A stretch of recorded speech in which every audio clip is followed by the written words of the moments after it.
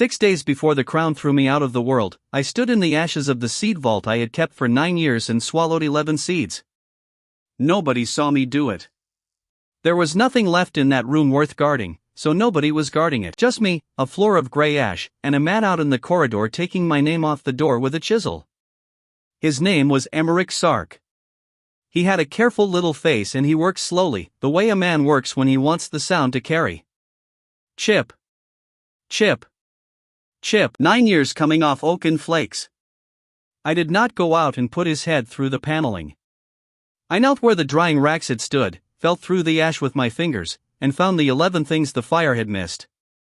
2 potato eyes, cut and dusted. 4 tomato, 3 beans, and 2 grains of a wheat I had bred myself over 6 seasons and called Warden's 9. Nothing like them existed anywhere else in this world. I had brought them out of a life I do not talk about much. So I ate them.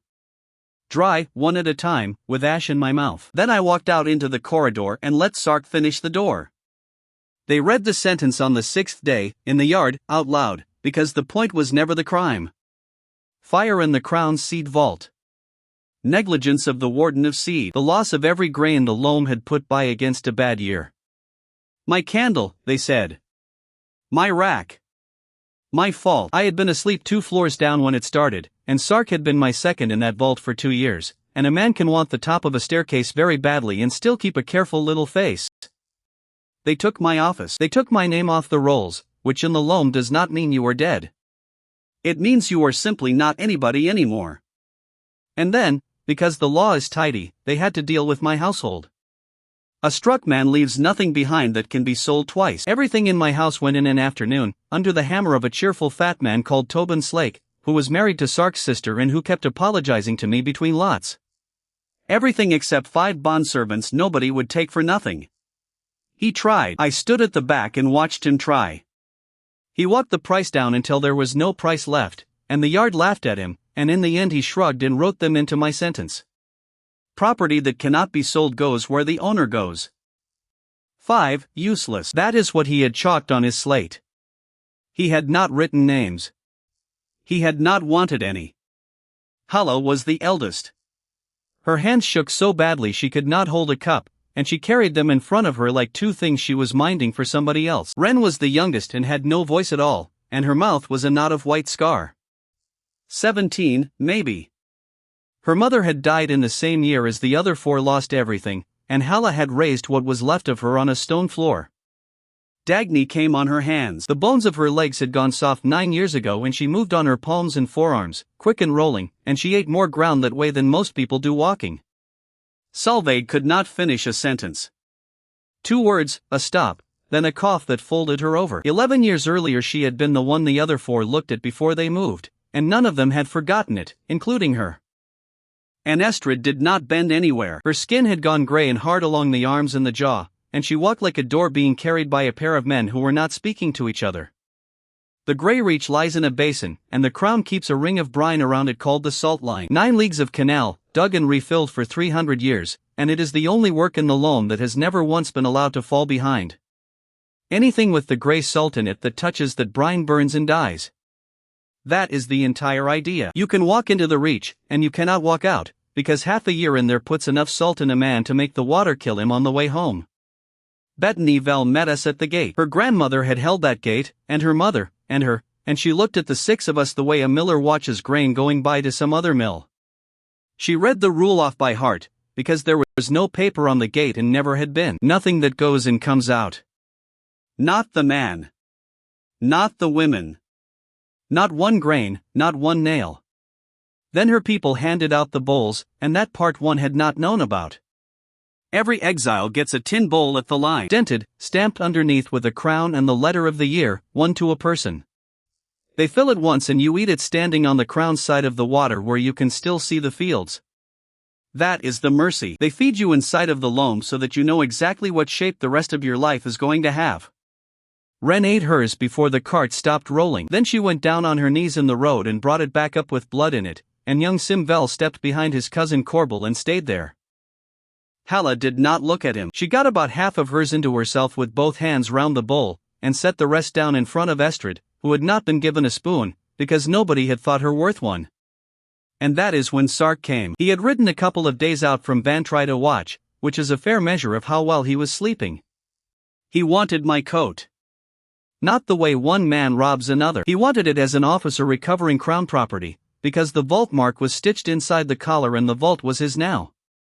I took it off and gave it to him. Good coat. That wind goes through a shirt like it is not there. He folded it over his arm and waited. He was waiting for me to say something he could keep. Men like Sark collect the last thing you say. The wheat in the north cellars needs turning by the 4th week or it will heat and spoil.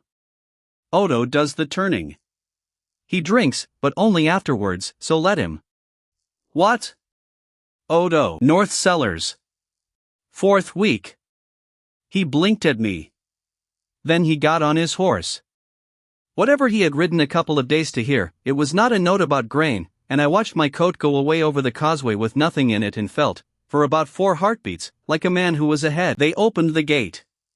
Vel said, for the record, that we entered under our own weight, which is a thing she has to say out loud whether anybody is listening or not. We crossed the plank over the brine on the first day of the thaw, at about the 4th hour, with 5 tin bowls, 6 bodies, and no water. Behind us the gate came down. In front of us the ground was the color of an old bone and went on doing that until it stopped being a thing a person could look at. I got a couple of 100 paces before my gut cramped hard enough to stop me walking. There was a rock the size of a cart standing up out of the flat at a bad angle, and I went behind it. I want to be straight about this, because everything I own started here and it did not start with a sword coming out of a stone. 11 seeds had been inside me for most of a week, and they had a timetable of their own. I had eaten nothing but bread and water for those 6 days on purpose. I had 1 tin bowl. And I had the kind of privacy you get from a rock in a country with no trees. I will not walk you through it. 9 of the 11 came to hand in the first hour and the last 2 after dark, that the tomato came through best because a tomato seed is built to survive a bird, and that none of this is a clever way of talking about my career. Dagny came round the rock halfway through. She had rolled up on those palms without a sound, because that is how she moves, and she thought I was running. She had every right to. A struck man with no water and 5 cripples on his hands does that arithmetic in about a minute.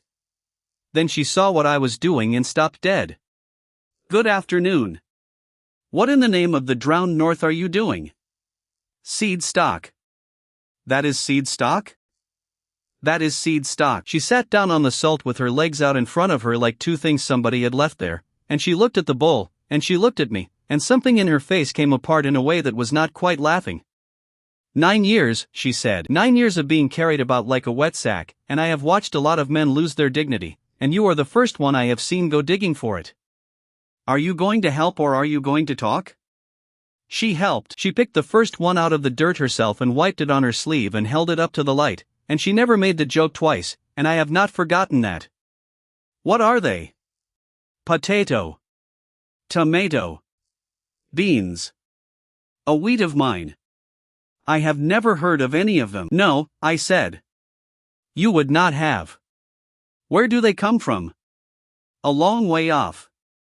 That was true, and she let it lie, and it was the first kindness anybody had done me in a fortnight. By full dark I had 11 seeds in a bowl, 5 women lying on open ground with no fire, and a country the size of a province that had been killing everything inside it since before my grandmother was born.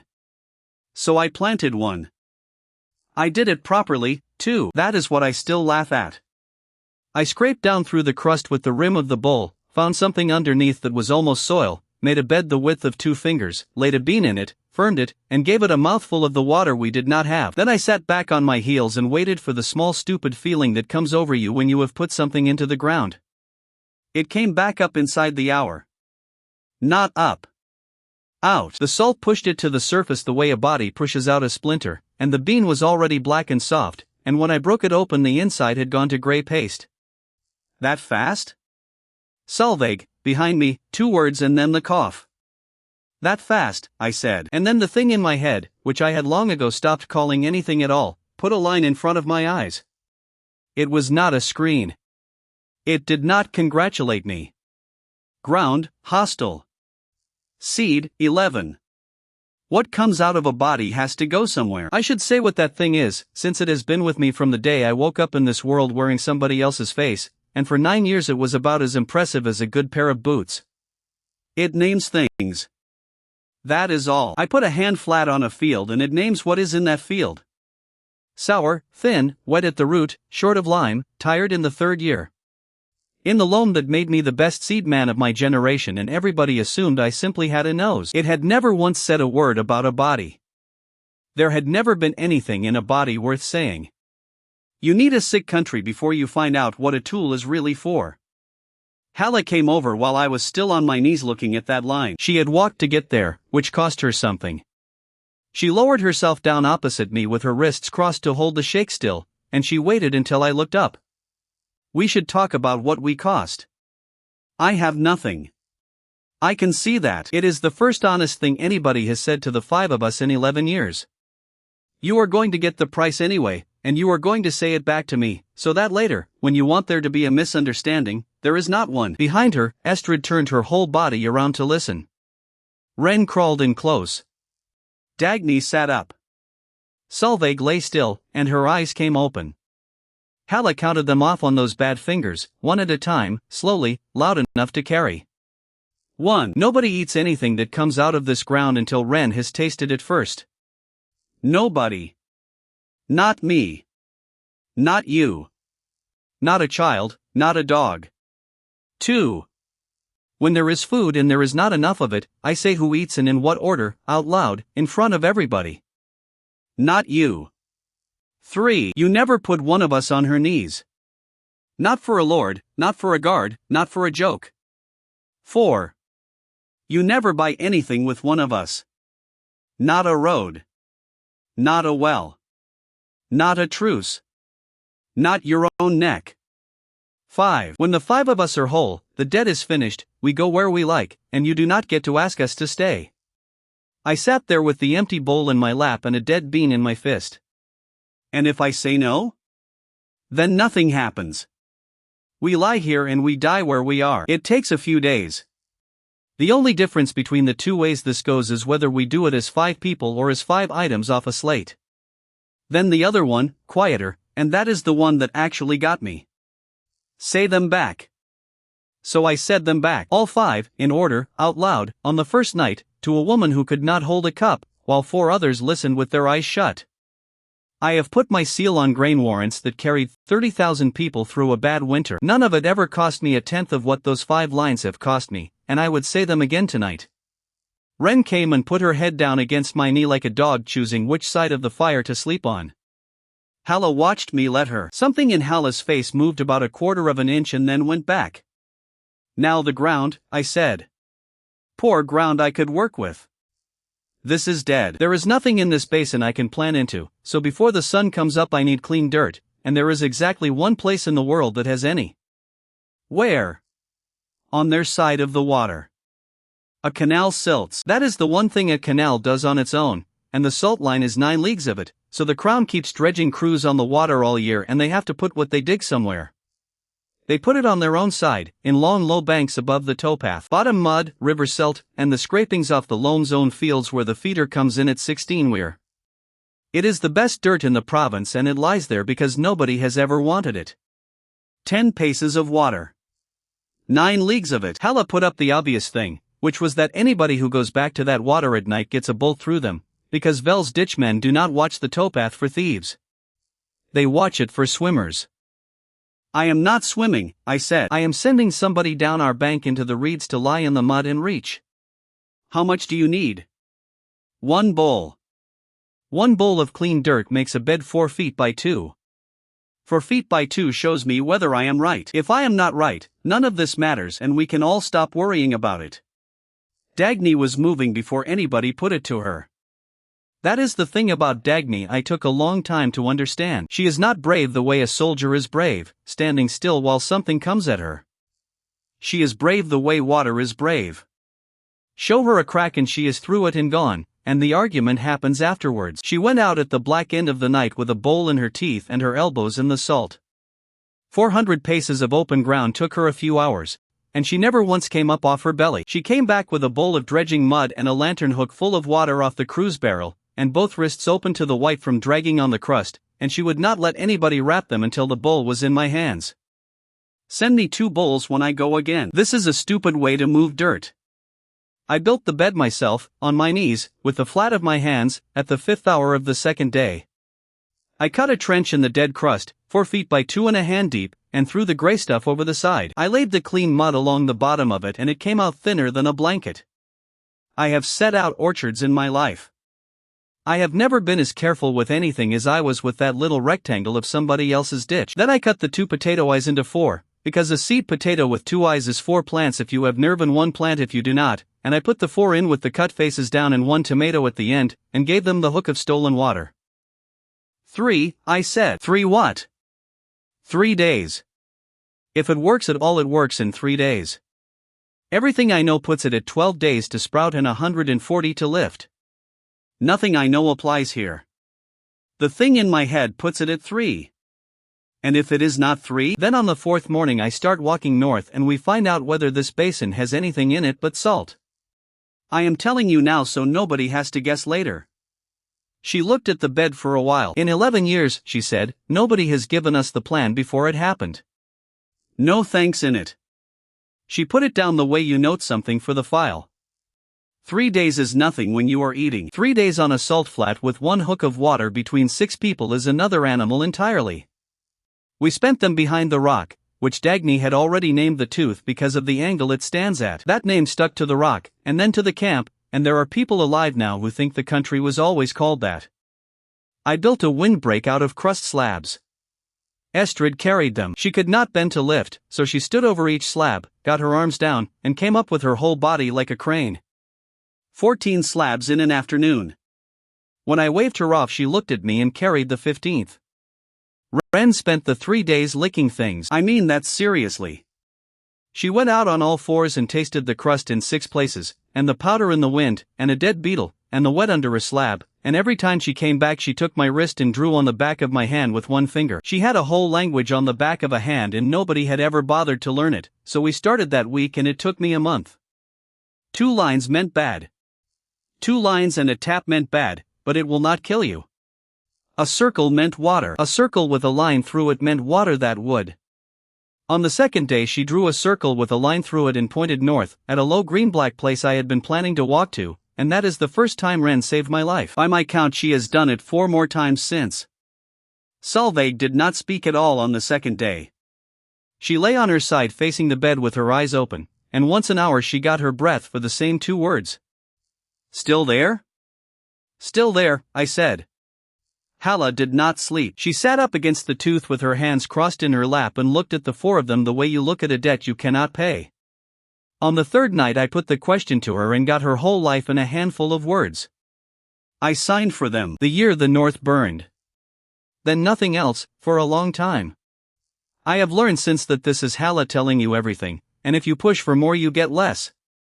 The sun came up on the 4th day and there was a hand of green sticking out of the mud. I have seen a great many things come up out of the ground. I did not stand there thinking about destiny. I got down with my face a hand's width from it and started counting leaves, because that is the job. For sprouts, thick as your finger, that dark blue-green a potato only gets when the ground suits it. The tomato was up and had already set fruit, which no tomato does in 3 days in any world I have lived in, and a pair of them were red. Crop, ready. In this fruit, what was in this ground? I dug the first plant out with my hands. Underneath, where a couple of days ago there had been a hand's depth of somebody else's ditch, there were 5 potatoes the size of a fist, pale and clean, and they smelled like a kitchen. Dagny made a noise I will not try to describe. Solveig got up on 1 elbow. Estrid turned herself around like a door. Ren first. Hala, flat, before anybody moved. I had 1 clean potato in my hand and 5 starving people around me, and the eldest of them stopped the whole thing dead on the first condition, out loud, on the first morning of everything I now own. Ren came up on her knees and took it out of my hand with both of hers, the way you take something breakable. She did not bite it. She put it against her top lip first, then touched the cut face with the very end of her tongue, and her whole body went rigid. Then the blood came. It always did. Her mouth had been dead 3 years and anything with life in it opened her like a knife. She was not stopping. She got a piece off with her front teeth and worked it against the roof of her mouth with her eyes shut, and she was crying, and chewing, and her hands were going worse than Hala's. Then she grabbed my wrist and drew on the back of my hand. Not 2 lines. Not a circle. Something new, which she had to invent standing right there, because in 17 years nobody had put anything in her mouth that needed a sign for good. She drew a small square, and then pressed her palm flat over it and held it down. Then it is Dagny, said Hala. Estrid. Dagny. Louder this time, in front of all of them, the way the second condition makes her. Then she gave the reason, because she always gives the reason, and the reason was ugly and it was right. Estrid is dying slowly and Dagny is not dying at all. 1 potato does not save Estrid. 1 potato under Dagny gives us legs, and legs go to the water and legs go to the dirt, and legs are how the rest of us eat next week. Do you want to hear me argue with that? No. Then do not, and do not look at me like that either. Estrid did not argue. She turned her whole body away and looked north, which was her way of saying it was fine. I have thought about that half-minute more than I have thought about any fight I was ever in. Dagny ate it raw, sitting on the salt, with the dirt still on it. It took about as long as boiling an egg. Halfway through she stopped. Something is happening in my shins. Small flat voice, like a report. Then she screamed. That part is not in the songs they sing about her now, and it should be. 9 years of soft bone going hard in the space of 40 heartbeats is a long way from a blessing. It is the worst thing I have watched a person go through, and she went through it flat on her back holding Hala's ruined hands in both of hers and shouting at the sky. Then she stopped. Then she lay there and breathed. Then she got her heels under her and stood up. She was taller than me. Nobody had known that. 9 years on her palms, and the woman had a full head on the rest of us, and she stood there swaying with her arms out like somebody walking a rope, and took 4 steps, and fell, and got up, and took 9 more. Dagny. Taken out, 9 years of it. Carry rank, FF. The bottom of the ladder. I had just watched a miracle and the thing in my head marked it at the lowest score there is, and I remember thinking, alright, so there is a ladder, and how long is it? Then Hala used my name in a voice I had not heard from her before, and I turned round and looked at the bed. It was grey. All of it, 4 feet by 2, gone the color of the rest of the country while our backs were turned, with a crust standing up off it a finger thick and still rising. Everything that had come out of Dagny's legs was lying right there on top of my only clean ground. I want to be plain about what I understood in that minute, because the next 2 years came out of it and nobody had to spell it out twice. The food does not cure anybody. The food is a hole. You eat it, the grey salt in you goes down the hole, and the hole opens in the bed that grew it. Nothing is destroyed. Nothing is cleaned. 9 years of Dagny's legs did not stop existing. They moved 4 feet to the left, they are still in the world, and I am the man who moved them. I put my hand flat on the crust and the thing in my head gave me the number, and it was so far past anything I had ever measured in a field that I sat back on my heels and laughed out loud. What is funny? Nothing.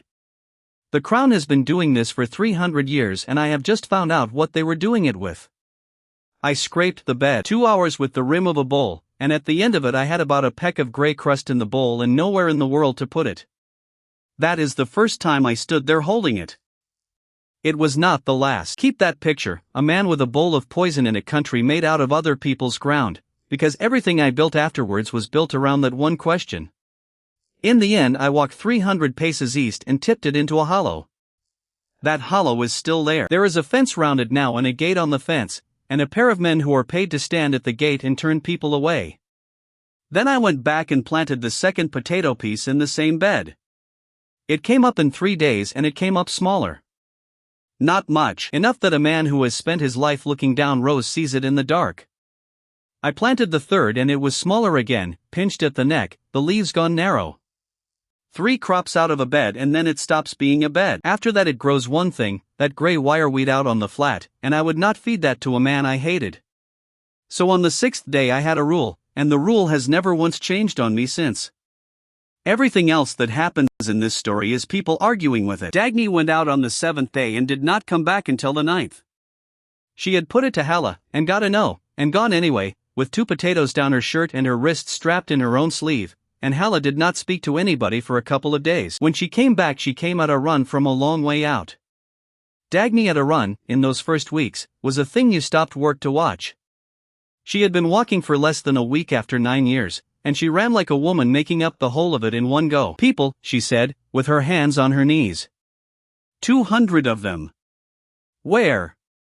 "North and east.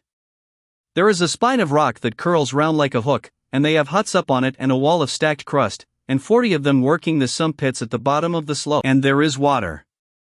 "Bad water?" "Sweet. I drank it. Sweet water coming out of rock, the only sweet water in this whole basin, and there is a man sitting on top of it." Somebody had followed her home. Of course somebody had. She had been on her feet most of a week after 9 years off them, and she was drunk on it, and she went out at a run and came back at a run and never once looked behind her. They came over the flat at midday, 12 men in a loose line with the sun behind them, and the one in front carried a boar spear with the crossbar filed off. Talus Gaunt. 3rd year in the Reach. He had walked in with 60 people and had a camp of 200 now, and in that country that is not luck, it is a talent, and I knew it from the way his men stood. They did not spread out to look big. They stopped where he stopped. None of them looked at the women. 2 of them turned round and watched the empty flat behind, because somebody had trained them to. He looked at the bed a long time before he looked at me. There was one plant left standing in it, 7 inches high, and in the grey reach that is the same as a burning bush. "What is that?" "I grow things." "I can see that. In 3 years the only green the first have seen in this basin came up on a dead animal." "Try again." So I gave him the truth, most of it, because he was going to find out inside 3 days, and because I have never met a man who could be lied to less usefully. "The ground here can be planted if I am the one planting. The crop comes in 3 days. How many can it feed? With dirt and water and time?" "All of them." Then God did something I did not expect and have never quite got over. He sat down. He put the spear across his knees, out in the open with his men standing, and he thought about it properly, and then he put down the thing that has been the argument between the two of us ever since. "Then you cannot be a free man." There was no pleasure in it. He said that a man who makes food out of nothing in a place with nothing owns every person in the basin whether he wants to or not. That people will fight over me. That they will sell each other for a place in the line. That the first thing anybody does with a man like me is build a fence round him. Better my fence than the fence of whoever gets here second. Then he stood up and put his men on the plants. "It will not grow for you." He looked at me almost kindly. "That is exactly what a man in your position would say." He was right. That is exactly what a man in my position would say. I could hear it coming out of my mouth and hear how it sounded, and there was nothing on this earth I could do about it, and that is the moment Gaunt stopped being a bandit to me and became a problem I would still be solving 2 years later. They took the potatoes out of the bed, and the tomato, and the 2 beans, and the 4 cut seed pieces I had laid out on a slab in daylight to heal, like a fool, because in 9 years in the loam nobody had ever stolen from a seed man. One of them, a boy of about 14 with a face like a spoon, looked over at the 5 women. "Are we taking the wives as well?" "We are not wives." Hala, without turning round. "There are 5 of them though," said the boy. "Pick up the sack, Peck," said Gaunt. For a couple of days after that I did nothing except sit against the tooth and work out how many hours I had. Estrid was the clock. She had stopped being able to turn her head to the left. On the 9th day she could get her chin round to her shoulder, and on the 11th she could not, and when a thing like that moves you can put a date on the end of it. Hala knew what I was doing. "You are going to walk up to that hook of rock and hand yourself over." "Yes." "Then say it out loud so that everybody hears what it is, and do not dress it up as a plan." So I said it out loud. "Gaunt has the only sweet water in this basin.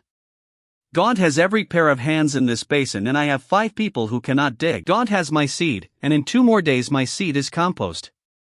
"And what do you have?" "Hands," I said. "He cannot steal them off my wrists." She looked at me for a while, and then she went and sat with Estrid and did not talk to me until it was over, and I have never once been able to say she was wrong. The hook is a spine of rock about a league north and east, curled at the end like the thing it is named for, and the whole of it leans over a spring the people up there call a mouth. Sweet water comes out of a crack the width of your 2 hands. It has been coming out for longer than anybody knows, and it will fill a bucket in the time it takes to count to 60, and it is the only reason there are people in the Grey Reach at all. They had huts of stacked crust and hide, a wall the height of a man's chest, and a line of pits down the slope where 40 of them dug out a bitter yellow root called paulo that grows in the wet ground under the seep. Paulo will keep you alive. That is the most anybody has ever said about it. It tastes like a wet coin and it gives you the kind of cramps that make grown men sit down in the road, and every soul on that rock had been eating it every day for 3 years. Peck met me at the wall. He was the boy with the face like a spoon, and he was 14, and it turned out he had walked into the Reach at 11 behind his mother, who had not walked out of it. You are the dirt man.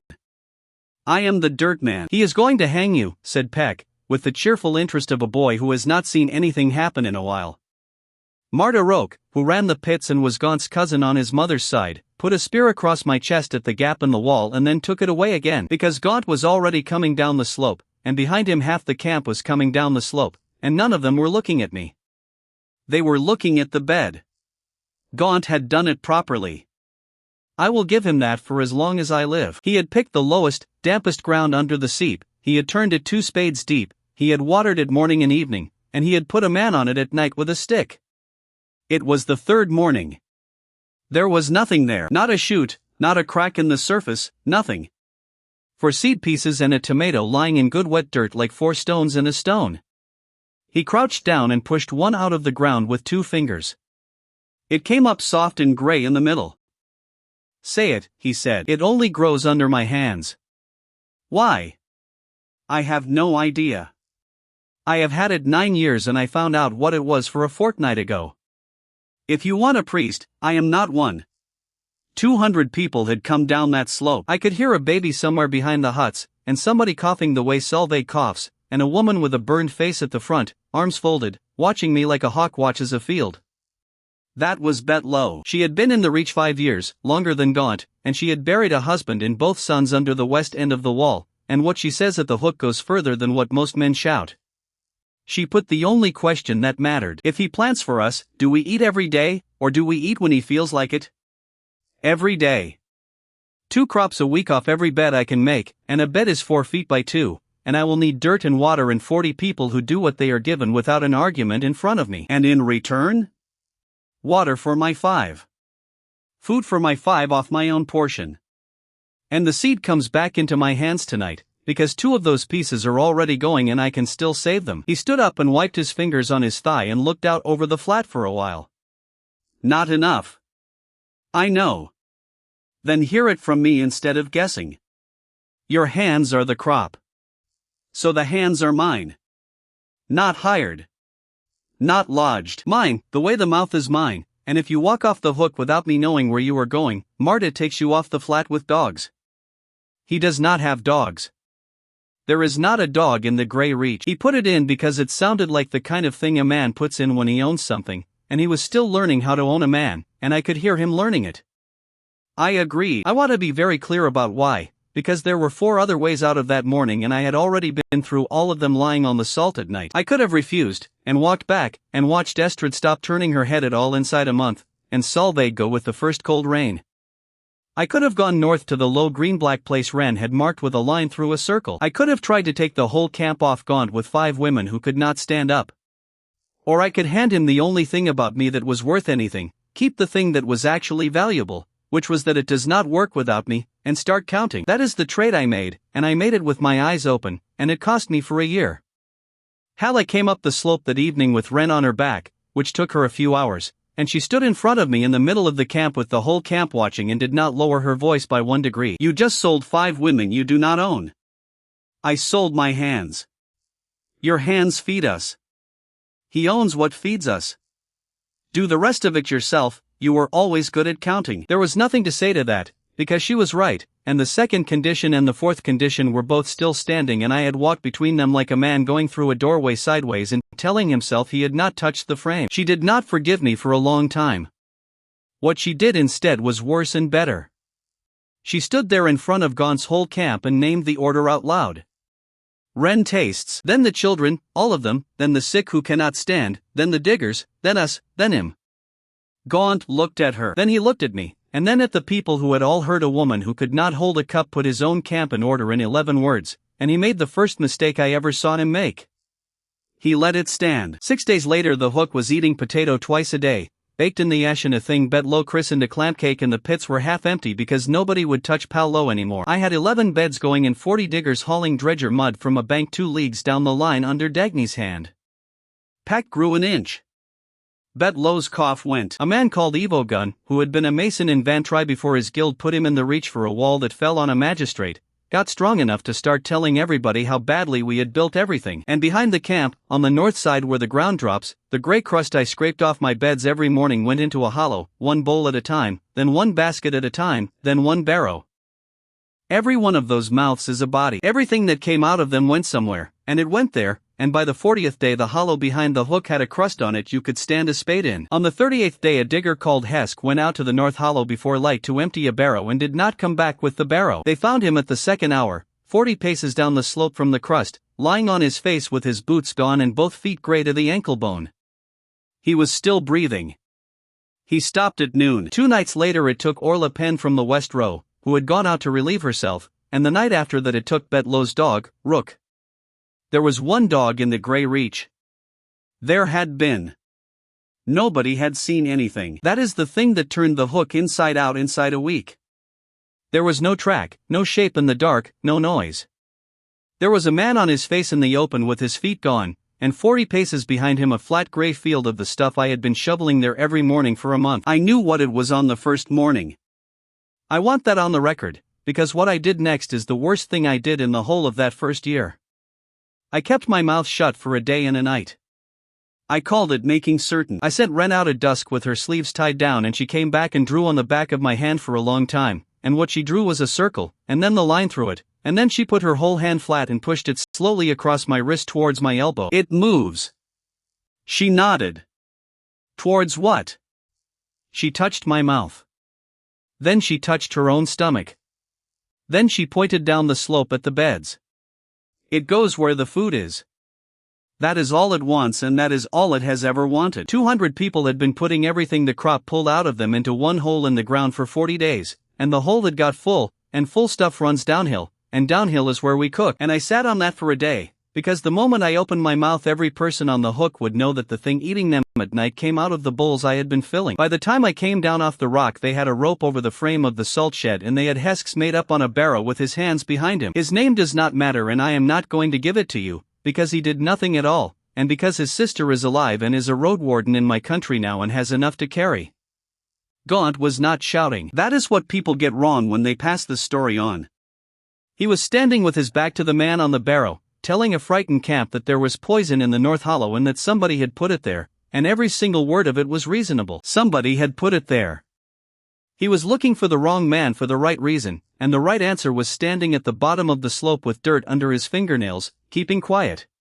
Marta Roque had her hand on the barrow. I did it. It came out too quiet the first time and I had to do the whole thing twice, walking up the slope with my hands out where they could see them, and that walk is about 20 steps long and it is still the longest I have ever taken. The crop pulls it out of your bodies, every mouthful. It comes out of you and it goes into the bed that grew it, and every morning I scrape it up and I put it in a hole, and there is enough of it in that hole now to make a lake, and it is walking. Nobody moved for a while. Then Bet Low, who had buried 3 of her own under that wall, put the name on it for good, and it has been that thing ever since, in every mouth from here to the sea. So we have been feeding a grey mother out there. They cut the man down off the barrow. He sat in the dirt with his hands still behind him for about a minute before anybody thought to untie them, and then he got up and walked away west and did not eat with the camp again for a couple of months. Then the whole camp turned round and looked at its supper. That evening I stood on a slab in the middle of the hook and explained it to all of them at once, and I have never in my life had a harder audience, because half of them had a mouthful in their hands while I did it. It does not put anything into you. It takes out. What it takes out of you goes into the ground where it grew, and if we pile that in one place it becomes what is out there in the North Hollow. Then why are we eating it? Somebody called from the back. Because you were dying of Paulo and cramp a month ago and now your children are running. It works. It is not free. Those are 2 different sentences and both of them are true. Do we stop? That is not mine to answer. Some of you can stop. Ask the ones who could not stand up a month ago whether they are going to stop. Nobody stopped. Not one person in that camp put the bowl down, then or ever, and I have thought about that more than I have thought about most of my victories. Hala found me after dark on the north side, looking at the hollow. You knew on the first morning. Yes. Hesk had a mate and the mate had a rope round him because you wanted one more day. Yes. She never called me a monster. She would not waste a night on that. What she did was stand next to me and look at the same gray field, and after a while she gave me the only thing that has ever actually improved me. Then you carry Hesk. You, personally, and nobody else in this camp. Every time you call yourself a farmer, you carry him with the other hand. Gaunt did not blame me for any of it. That is what I had not expected, and it took me another month to see how much worse it was. He came out to the North Hollow at dawn, on his own, and stood at the edge of it for a long time with his spear but in the crust, testing how deep it went. Then he put a question to me that changed both of our lives. Can you put it where you want it? I can put it wherever I can carry it. He turned that over. And a man who wanted to come at the hook from the west, he went on. He would have to cross the flat between the pans and the wall, would he not? I did not answer him. I did not have to. Within a week Marta Roque had 30 diggers moving crust in barrows out along the western approach, and there was a grey stripe a couple of 100 paces long lying across the only good ground a raiding party could use, and nobody was calling it a rubbish heap anymore. He had gone from a man who did not know what the poison was, to a man who owned a poison, in 9 days. And I had gone from a man who fed a whole camp to a man who supplied a weapon he could not take back. At the end of that same week he put his hand on my shoulder in front of the whole camp, friendly as an uncle, and let them know that the harvest of every bed on the hook would come to the shed and be counted out from there by his people, starting with the next lift. Not shared. Counted out. From him. 200 people heard it.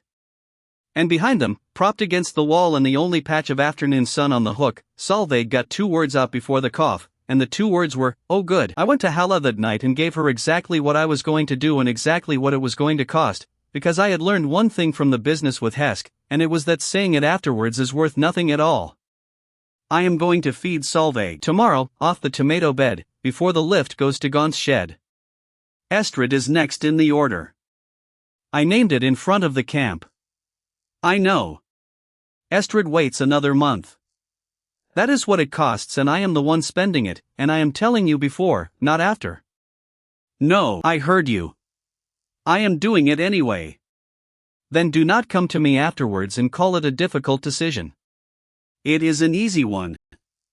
It is just yours. She turned her back on me and did not turn round again for 4 months, and if you want to know what that is like, imagine living in the same small camp as the only person whose opinion you actually want. Dagny was the one who gave me Solveig, a month before, sitting on the wall with her legs hanging over. Ostrin had a wing. One to a valley, 92 an hours when it was full, and the one who gives the word is the one they all look at. And that was her. That was her from 19 years old. And she gave the word, one morning at the fort of Skell, and she was right, and 31 of them did not come back out of the water. Her cousin. My sister. Hala's mother. So she stopped talking. Her lungs stopped her talking. She has had 11 years to decide whether she is glad about it. The tomato is the one that goes for the soft insides. I worked that out in the 2nd week, the way you work out anything in a garden, which is by watching. Potato goes to bone and meat. Tomato goes to blood and lung and the wet parts of a person, and it goes fast. I picked 4 of them at first light, before the shed men came down, and I carried them up to the sunny piece of wall where Solveig lay, and I sat down beside her and put them in her lap. She looked at them. Then she looked at me, and she got out the 2 words, and the 2 words were, the order? Broken. By me. Eat them. She ate all 4 with her eyes open, and I watched a woman drown in reverse. 11 years of grey stone came up out of her chest in about 2 minutes, most of it through her mouth, and it went out onto the ground in front of her in strings, and she made no noise at all while it happened, which I found harder to watch than Dagny screaming. Solveig. Taken out, 11 years of it. Carry rank, E, then she sat up. Then she pulled her knees under her. Then she stood, and put one hand on the wall, and took a breath all the way to the bottom, which she had not done since before I came to this world, and then she used it. You have to understand what the hook was that morning. Gaunt's men were down at the shed with the tally boards, taking the whole lift. There was a queue the length of the camp, all of them people who had learned the day before that their food now came out of another man's hand. Solveig did not make a speech. In 11 years she never made one, and she has not made one since, and my country has now heard her say maybe 600 words in total and can quote most of them. She stood up on the slab in the middle of the camp with tomato on her chin, and used one sentence. Anybody who wants to eat tomorrow, pick up your bowl and follow the dirt man. 200 tin bowls came up off the ground. Gaunt could have stopped it with blood. He had 30 men at the shed and the rest of the camp was strung out in a queue with bowls in their hands, and if he had put spears across the gap in that wall in the first minute, half of them would have thought better of it. He did not. I have asked him about it since, twice, over a table, and both times he gave me the same thing, and both times I believed him. They were mine because they chose me. If I have to hold them, they were never mine, and then I am just a man with a spring. So he stood at the gap and let them walk past him, 174 people out of the whole camp, and he looked at each one, and every one of them looked at the ground, and I would rather have been hit. At the end of it he walked out level with me. You know what you have taken. 174 people who cannot dig a well. No. You have taken the water. Not from me. From them. There is one mouth in this basin, and it is on my rock, and I will not close it to a child or an old woman, and you know that, which is why you dared do this at all. That is exactly right. I did the arithmetic on your decency. It came out in my favor. He laughed. He actually laughed, out there on the flat, and then he stopped and put down one last thing before he went back up his own slope. They will be back with the bulls in 9 days, and it will be because of thirst, not food, and you and I will have this conversation again with the words the other way round. 9 days is a good guess. It was 11. I took them to the tooth. There is a reason for that beyond it being where we started, and the reason is paulo. Paulo grows in wet ground. The whole apron under the hook is paulo ground, which means water is moving under there, and water moving under there is going somewhere, and the ground falls away southwest towards a long shallow dip with the tooth standing in the middle of it. I had been looking at that dip for a month the way you look at a woman across a market. Dig here. I drew a circle with my heel. How deep? That was Ivo Gunn, who by then had appointed himself the man who asks the awkward question in public. 14 feet. Maybe 18. And if there is nothing at 18 feet? Then you have a hole and I have 174 people who are very cross with me, and Gaunt gets to say the sentence he has been rehearsing all afternoon. They dug for 3 days. They dug in shifts of 20 because there was nothing else to do and no water to waste on arguing, and Betlow stood at the top of it and would not let anybody go down who had not eaten that morning. At 16 feet Hob Pen, at the bottom, started swearing, and the swearing had a wet sound underneath it. We hit sweet water on the 11th day after the walkout, which is the same day Gaunt had given for the bulls coming back. There is nobody left alive who thinks that was a coincidence, and there was nobody at the time either, and I let them think it, because a man with 174 mouths and no army takes what he can get. That well is still there. It is under a stone house now with a lock on the door and 2 of Dagny's road wardens outside it, and there is a reason for the lock, and I will get to that. By the end of that month we had 11 beds, one well, a wall of stacked crust knee-high that Ivo Gunn complained about constantly, and a name. Somebody, and to this day I do not know who, had started calling the place 11, after the seeds. It got into the mouths of the children first. By midsummer nobody called it anything else, and when the Crown finally put it on a map 9 years later, that is what they had to write. Summer in the Grey Reach is 4 months of white sky and a wind that takes the skin off your lips, and I will not pretend those months were dramatic. We planted, we scraped, we carried, we argued about where to put it, and we got very good at all 4. By the 100th day we had 31 beds and a rule about them that Ivo Gunn had carved into a slab by the well, because he could not stop building things.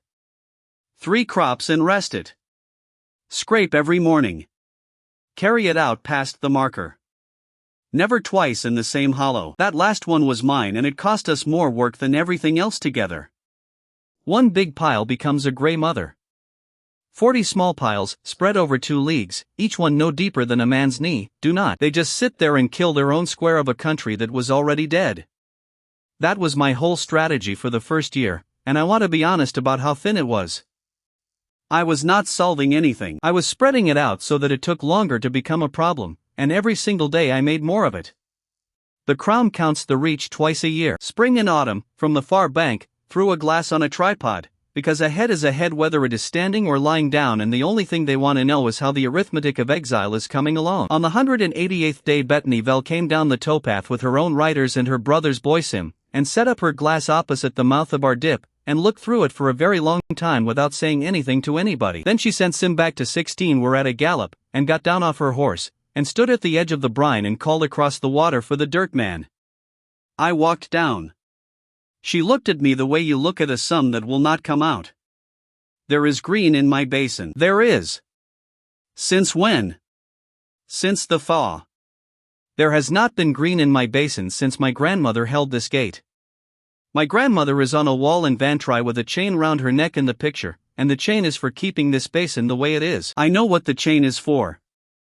Then you know what I am. I am not a wicked woman and I am not a soldier.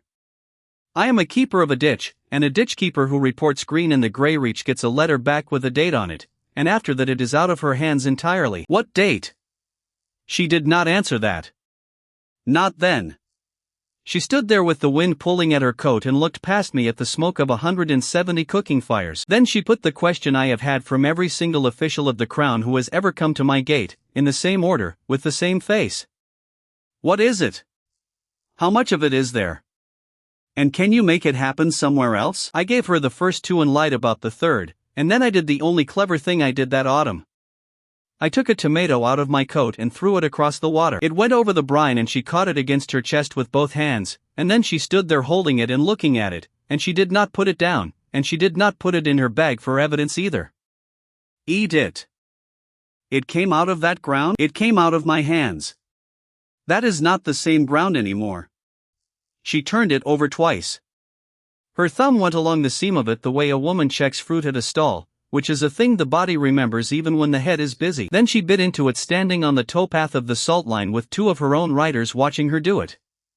She made a sound I have only otherwise heard from people who have been ill for a long time. When she had finished it she wiped her mouth with the back of her wrist and stood looking at the stone in her palm. The Wind Valley used to taste like that. Used to. 11 years ago. My mother's people farmed the Wen. 200 years they have had the best onion ground in the loam, and now the crop comes up grey at the heart, and the millers in Vantry take it anyway and mix it, and nobody will put it in words out loud because saying it out loud makes it real. That was the first time anybody put it to me that the loam was sick.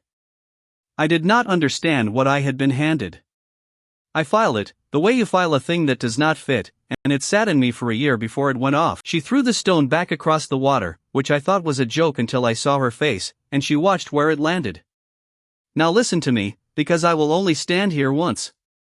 There is a set of gates on the north end of this canal called Ashweir. 6 of them. Behind them there is a standing head of water that has been sitting there since before either of us was born. And the grey reach is a bowl, and Ashweir is above it, and every so often the crown opens the gates and rinses the bowl out. Not often. Twice since the line was cut. Once for a place called Cinder, before my grandmother, and once 80 years ago for a camp with a name nobody bothered to write down. How long does it take? 2 days to fill the low ground, 9 days to fill the whole basin to the depth of a man. Everybody thinks it comes as a wave. It is worse than that. It comes up slowly and it does not go down, and everything in it dies with its head above the water while it waits. Then she got back on her horse, and looked down at me from up there, and gave me the actual terms, which was the only piece of mercy anybody in the Crown Service showed me for the whole of that first year. I count in spring. 240 days from now. When I put my glass up in spring I do not want to see one thing I cannot write down as nothing. And in the meantime? In the meantime I am a woman who saw grey flats and dust and about 100 head. And that is what the letter will say, because that is what the letter has carried for 4 generations and nobody in Vantry reads it. She was as good as her word for exactly 1 season, and I have never been sure whether to thank her or not, because the extra season is what made us big enough to be worth flooding. I walked back to 11 with my hands in my pockets and my head full of a picture I could not shake, which was water coming up out of a canal a league away, slowly, and not going down.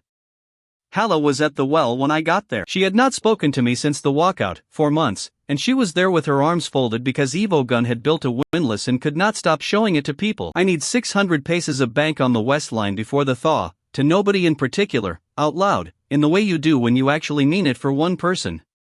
She gave me nothing, and I need to know how deep the water is going to come, and there is one person in this camp who can taste a bank and know whether it has ever been under water before. Ren. Hala, without looking at me. Ren, then. I know. Wanting has nothing to do with it. And Hala turned round and looked at me for the first time since the hook, and put the coldest true thing anybody has ever put to me. You always need it. That is what makes you dangerous. You have never once wanted anything for the sake of it in your life, and one day one of us is going to be a thing you need. 13 days later, Hala named the order at the well in front of the whole camp, the way she does, and the last name in it was Estrid. That was her coming back to work. Not to me. She never once mentioned it, and I never once went near it. Estrid had got worse all summer. She could not turn her head at all by then. Her elbows had gone. She ate sitting bolt upright with her arms held out from her body like a woman carrying 2 buckets, and it took her an hour, and Ren fed her the last third of every meal. We gave her a whole bed, 6 potatoes, lifted that morning, and a bowl of the good tomatoes off the long south. Ren tasted first. Ren always tasted first. She put her palm flat over the square she had drawn on my hand 3 seasons before and pushed it towards Estrid, which by then meant, "This is good, give it to her." Estrid ate 4 potatoes. Nothing happened. She ate the 5th and the 6th, and then she started on the tomatoes, and she got through 5 of them before her body took the lot back, all at once, over the side of the slab, and she sat there afterwards with her arms out and her eyes shut and her jaw gray to the ear. The line came up in front of me, and it was the first time the thing in my head ever gave me an answer I did not want. Estrid. Taken out, nothing. This body is not leaking. This body is full. I sat down on the slab next to her and put my hand flat on her forearm, which is a thing nobody had done to Estrid in 11 years, because her skin frightens people. I have put my hand on a lot of ground. I know exactly what a field feels like when it is taken more than it can hold, and there is a particular dead weight to it, a sort of packed silence, and that is what came up my arm out of her. Ren. Taste her. Hala started to object and then did not, and Ren came over and took Estrid's wrist in both hands and put her mouth against the inside of it, up where the skin is thin, and stayed there long enough that people started looking away. Then she sat back and her face had gone the color of the sky. She drew on my hand and it took her a long time, because she was inventing again, and this is roughly what she gave me. Not one. Many. Not hers. Say that again. She drew a circle. Then she drew 5 more circles round it, in a ring, and touched each one and made a different face for each one, and I understood, and the understanding went down my back like cold water. Different places. It is not all out of one field. She nodded and kept nodding. Onion ground, she drew. River. Something she had no sign for at all, and had to show me by miming a street, walking 2 fingers along her forearm between buildings. There is a valley in the loam called the one where the onions come up gray at the heart. There is a woman at 16 whose mother's people farm it. And there is a piece of that valley inside a woman who has never in her life been north of Vantry. Estrid. Look at me. She could not look at me. She had not been able to turn her head since the spring. So I got up and walked round and knelt in front of her, in the dirt, so that I was in the part of the world she could still see, and I put the question to her. Who put their hands on you? And Estrid, who gets out perhaps 40 words a year, gave me a handful of them. The quiet office. Every autumn. They called it the blessing. It came out of her over about a couple of hours, in pieces, with long stops, and Hala sat behind her the whole time holding the back of her collar the way you hold somebody who cannot lean. The 5 of them had been sold into the Ambry house in Vantry after Ostrin went down. 7 women in the first year, 5 by the 6th. Kitchen work, floor work, laundry, and once every autumn a visit from 4 men in grey who came in by the yard door and stayed under an hour. They laid hands on the servants. That is all it looked like. A blessing for the house, and the girls had to stand still, and there was a smell like a hot road, and afterwards they were tired for a week. The Ambry cook called it luck. The Ambry daughters, Nell and Pia, got the same blessing on their foreheads, out in the hall, with candles, and never went tired at all. Estrid was blessed over and over. Hala 9, because she came later. Ren twice, at 13 and 14, which is why her mouth is what it is, because a small body takes it in the nearest soft place.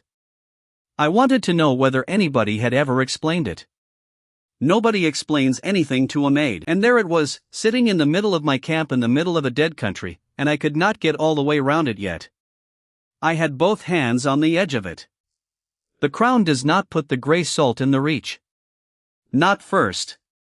First it puts it in bodies. Somebody in Vantry works out that the Wen Valley is going grey, and somebody sends 4 men in grey coats to the houses where the useless women are. And the salt comes out of the good onion ground and goes into a girl who cannot hold a cup, and the onions come up sweet for another 11 years. And when the girl is full, she is a bad servant, and a bad servant is a nuisance. And there is a man out at 16 where with a gate and a glass whose whole family has kept the same ditch for 4 generations.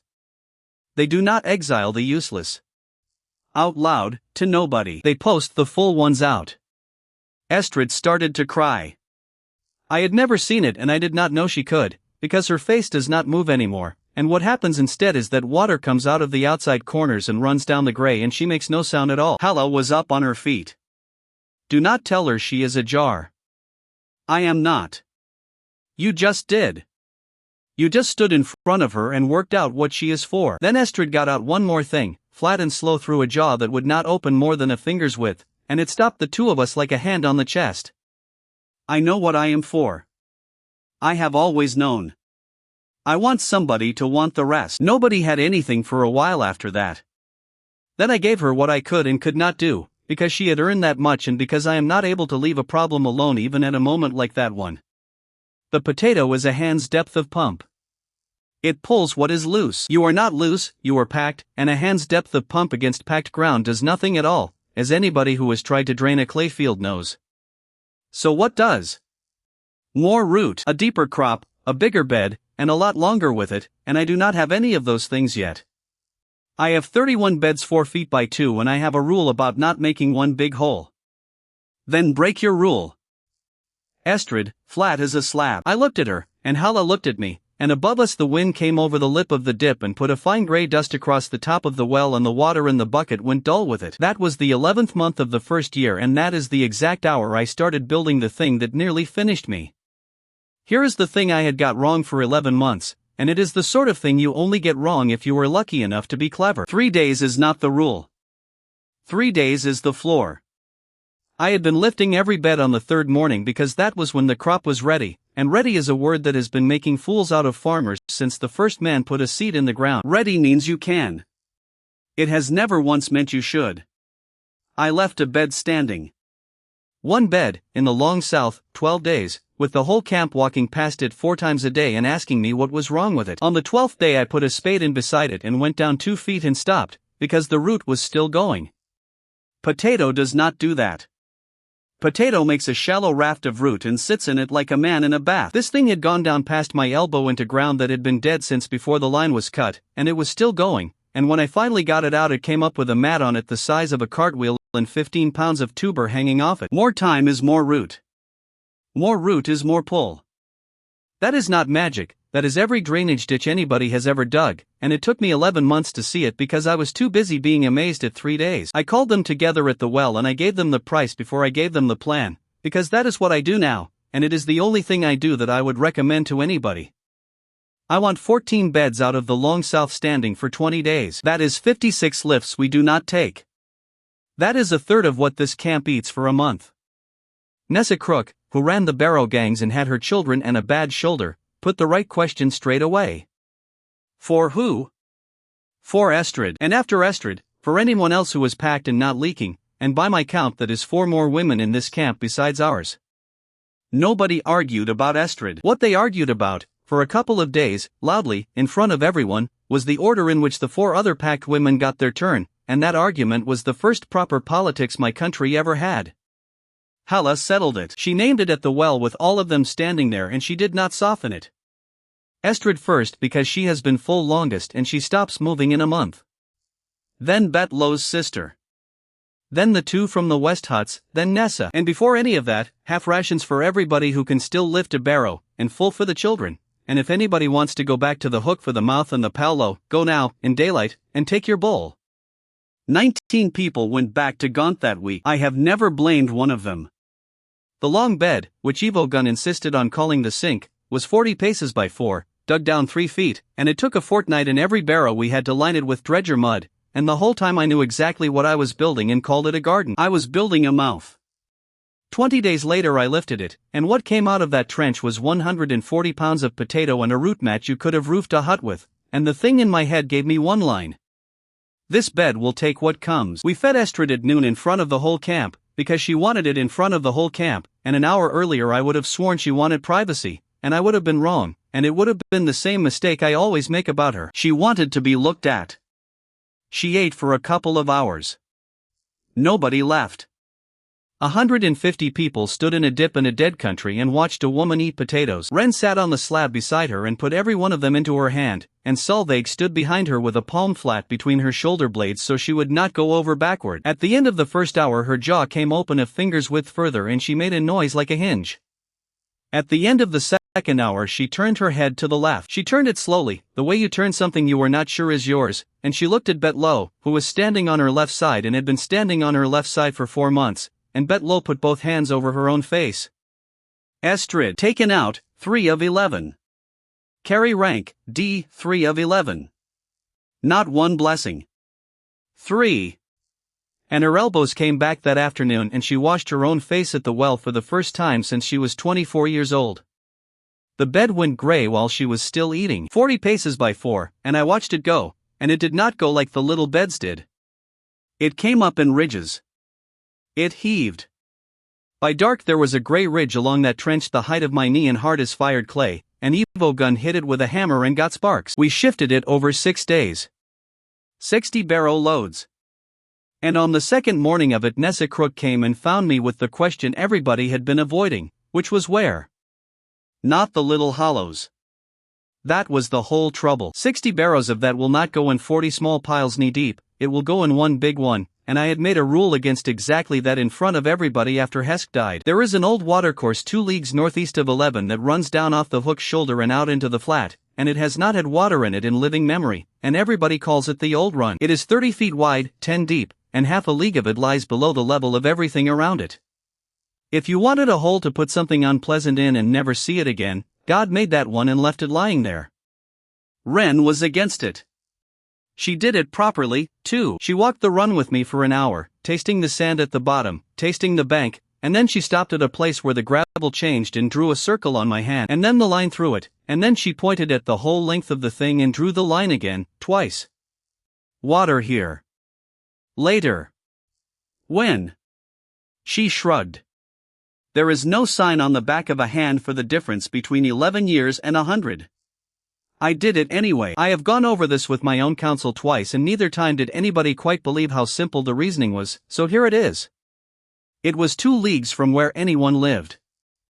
It was below everything. It was the only place we could tip 60 barrows without carrying them uphill. And it was going to take 6 days instead of a month, and Betlo's sister was waiting, and there were 3 more women behind her, and I could taste the arithmetic of it, and Ren could not give me a year. So the grey went into the Old Run, from the 9th month of that first year onward, and it went in there every week after that for a very long time, and it lay in the bottom of a dry watercourse getting deeper, and it was quiet, and everything was fine. Pack helped tip the first load.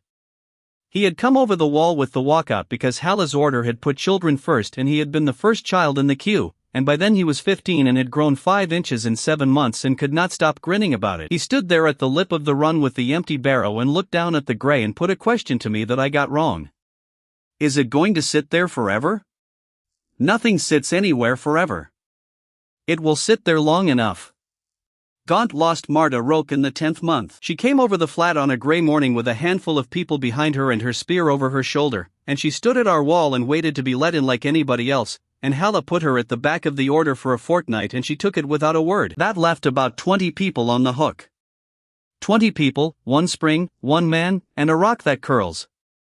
I should have gone up there. I have gone over it 100 times and every time I come out at the same place, which is that I should have walked up that slope with a sack of potatoes and let him take a strip off me for an hour. I did not, because I was busy, and because being right is warm and I was enjoying it.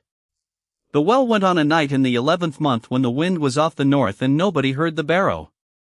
He came down himself. He did not send anybody, which matters to me and always will. 1 man, 1 barrow, 2 leagues in the dark from the Old Run, and he tipped the whole load down our shaft and walked home. We found it at dawn because the bucket came up dull. Not grey. Dull, like water with milk in it, and the rope was slick where it had been in. Ren was at the wellhead before I was. She would not let anybody near it. She had her arms out across the top of the windlass like a woman holding a gate shut, and when I got there she took the cup out of my hand and turned it over and drew 2 lines on the back of my wrist and then hit my hand with her fist, which was new, and which meant something more than bad. 11 people had already drunk at first light. 9 of them were sick for a fortnight. One was Hob Pen, Orla's brother, who lost the use of 2 fingers, and one was Alice, Betlow's sister, who was second in Hala's order, who was going to eat off the long bed in 9 days, who had been full for 14 years and had already started laughing at things again because she could see her turn coming. She died on the 3rd day. Betlow sat with her the whole time and did not raise her voice at me once, and I would honestly have preferred the shouting. We buried her on the wasteland where Betlow had put her husband and her sons, which meant Betlow had now put 4 people in the same wall in a country with no wood for a marker. An Evo gun cut her name into a slab of his own accord, which is the only time I ever saw him build something he did not first complain about. Then 150 people had no water. 40 of them went to the hook inside a few days. I told them to go. I stood at the gap in the wall and told every single one of them to go, and to drink, and to come back in the spring, and about half of them did come back and about half of them did not. Gaunt got his people. That is the thing I have never been able to take away from him. It worked. I walked up to the mouth on the 5th day with Solveig and Dagny either side of me and about as much of a plan as a man has when he is that angry. He was sitting on the slab by the spring with his spear across his knees, the way he had sat on the flat the first morning, and he had been waiting for me for 5 days and had clearly worked out what he was going to say. He did not deny it. He did not let me get as far as asking. I did it. Ask the next question. Why? Because you took 174 people out of my hands and put them in a hole in the ground with no water, and then you dug them a well, and then they were yours instead of mine, and I could not have that. They were never mine. They were theirs. That is a beautiful sentence, and it has never once been true anywhere. Solveig moved first. She had been on her feet for 6 months by then and she had put on 20 pounds of the shoulders she used to have, and she got 2 steps before I got a hand on her arm, and she stopped, which she did not have to do. Come back up here. All of you. Bring the beds, bring the woman who names the order, bring your 5. Everybody eats and everybody drinks and I will put the whole thing in your hands and stand behind you at the wall. And you keep the spring. I keep the spring. That is the entire offer, then. You want to be the man behind the man. I want to not be nothing. Look at my rock. There are 20 of us and half of them are here because they are too proud to walk down that hill. In 3 years I took 60 people off the flat where the line put them and I kept this whole camp alive on a route that gives them the gripes, and then you came in with a bowl of seeds and now I am a man who owns a hole in a stone. I gave him what I thought of him, and it took a while, and none of it is worth writing down because none of it was new. He listened to all of it. Then the one thing that got through, and it came without heat. Your gray is in my hollow too. 2 leagues from my wall, in that dry run, going in every week. So do not stand on my rock and lecture me about poisoning a water supply, dirt man. Yours is bigger, and yours is slower, and one day yours will come down that run and take mine, and you know it, and you do it anyway. I went home. Hala dug the new well.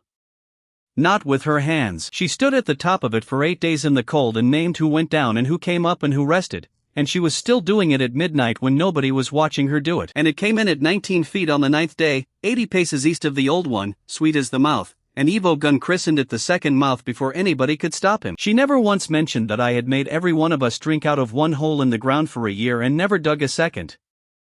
There is one more thing about that winter and it is the only reason the rest of it was possible at all. The old well overflowed when they were bailing it, and the grey water ran out east down the slope and made a stain about 30 paces long, and that stain was so far past poison that Wren would not walk on it. In the second week of the new year something came up in it. I saw it from a long way off and I thought a bird had dropped something. It was a wire weed, the grey stuff you see out on the flat, except it was not grey. It was blue-green and fat at the joint and there were a handful of them, and then 20, and by the end of the month there was a mat of it a pace across sitting in the middle of a stain that had killed a woman. I got down on my knees in the mud and looked at it for a long time. It was fat.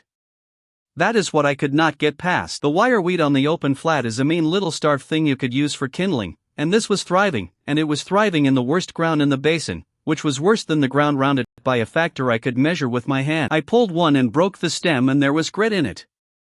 Actual grit, in the fiber, like sand in a sponge. Wren came and stood over me with her arms folded, unimpressed. It is eating it. She looked at the weed. She looked at the stain.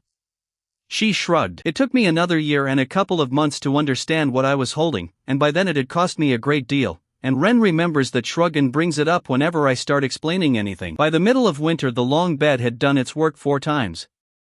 Nessa Crook could lift with her bad shoulder. Rue and Ada, out of Penn's Row, were on the Barrow gangs. A carter called Jem Toll, who nobody had thought was anything but lazy, turned out to be full, because Ren tasted him on a hunch, and after that Ren tasted everybody in the camp one at a time, and we found 7 more. Hala named the order every week, out loud, at the well, and every week her own name was at the bottom of it. I let it go for a month and more. Then I did the arithmetic, and the arithmetic was so ugly that I sat with it for 2 more days before I used it. And I have never been proud of the way I won that one. I waited until she named the order, and then I put a question to her in front of everybody, which is the only way anything gets decided in my country and always has been. Condition 5. Give it to me again. When the 5 of us are whole, the debt is finished, we go where we like, and you do not get to ask us to stay. And how many of the 5 are whole? 4. And when does the 5th get her turn? She looked at me and I watched her see it arrive. I want everybody here to understand what she has done, because she is very good at this and none of you have noticed. She wrote a condition that closes the debt when 5 are whole. Then she made herself the 5th. Then she put the 5th last, every week, for a season. There is no week in which she gets to the bottom of that list, because there is always somebody new, and Ren keeps finding them. Hala did not move. She has made the debt permanent. Not mine. Hers. The 4 of them are bound to a woman who has arranged never to be finished, and she did it out of love, and it is still a cage, and I am not clever enough to get her out of it any other way than this. Then Ren came and stood in front of her. She held up one finger. Then she took Hala's wrist and pressed her palm flat against her own chest and held it there, and then she opened Hala's shaking hand and pushed it away from her, out, the way you push a boat off. Dagny came and stood next to Ren. Paid. Solveig. Paid. Estrid turned herself round like a door and got her chin over her shoulder to look at her and got the one word out, and it took her a while. And Hala stood in front of the 4 of them with her hands going like leaves and gave us the only thing she has ever given about the year the north burned. They were 9. I signed for 9, and I chose the 9, and there were 11 of us in that yard. I know. You do not know. I put my name on a paper for 9 women and a pair of them were not on it, and they went where the ones who are not on the paper go, and one of them was 17 and had been carrying my kit for a year. Nobody in that camp made a sound. Then Betlo, who had buried 4 people in our wall and had every right to be finished with all of us, walked out of the crowd with a bowl in her hands and put it into Hala's, and closed both of Hala's shaking hands round it from the outside, and held them there until they stopped moving well enough for her to let go. Eat it, you stupid woman. Some of us would like our order named by somebody with hands. It took Hala 3 days to eat what came off that bed, because 9 years of grey in the small bones of 2 hands does not come out in an afternoon. On the second morning she dropped a cup and then stood looking at the pieces with an expression I can only describe as insulted. On the 3rd afternoon she picked up a full bucket off the wellhead, one-handed, without thinking about it, and carried it a few paces before she noticed what she was doing. And then she put it down very carefully and sat on the wall and put her face in her hands, and her hands stayed exactly where she put them. Hala. Taken out, 9 of 9. Carry rank, C. 1 rung over Estrid and 3 over Dagny, and the thing in my head does not explain itself, and it took me another year to understand that the latter was never measuring how strong they were. The camp took it about as well as you would expect from 150 people who have nothing to do in winter but talk about each other. Somebody at the back shouted that the Lord had finally got round to his wife, and somebody else wanted to know whether he had needed 20 days of root to do it. And Nessa Crook put in something about the depth of the bed that I am not going to repeat because my own road wardens still say it to each other at gate. Hala let all of that run for a good long minute, sitting on the wall with her hands in her lap, and then she looked up. We are not wives. 200 people gave it back to her, all together, in the sing-song of a thing worn smooth, and that was the first time I understood that 11 had turned into a place with jokes in it. For the record, since the whole of the loam ended up believing otherwise and 2 separate ambassadors have written it down as fact in official correspondence. They were bondservants when they were put in my sentence and they were free the day the debt closed, and in between they were 5 women who could have walked away into a dead country any night they liked and did not. I have never touched one of them. Hala runs my treaties and Dagny runs my roads and Solveig runs whatever it is that Solveig runs. And if any of the 4 had wanted a different arrangement they were entirely capable of saying so out loud at the well in front of everybody, which is what we do here. Ren wants it recorded that she once bit me. It was over a mushroom. Anyway. The reason all of this matters is what happened. 9 days after Hala put down that bucket, which is that 4 riders came down the salt line under a green branch and stopped opposite our dip and shouted across the water that the crown of the Lone wished to speak with the Salt King. I did not know who they meant for a moment. Hala was already up on the bank with her hair pushed under a cloth and both hands steady on her belt, looking at them with her head on one side, the way she used to look at the auctioneer. Salt King. She turned it over, tasting it. Do not.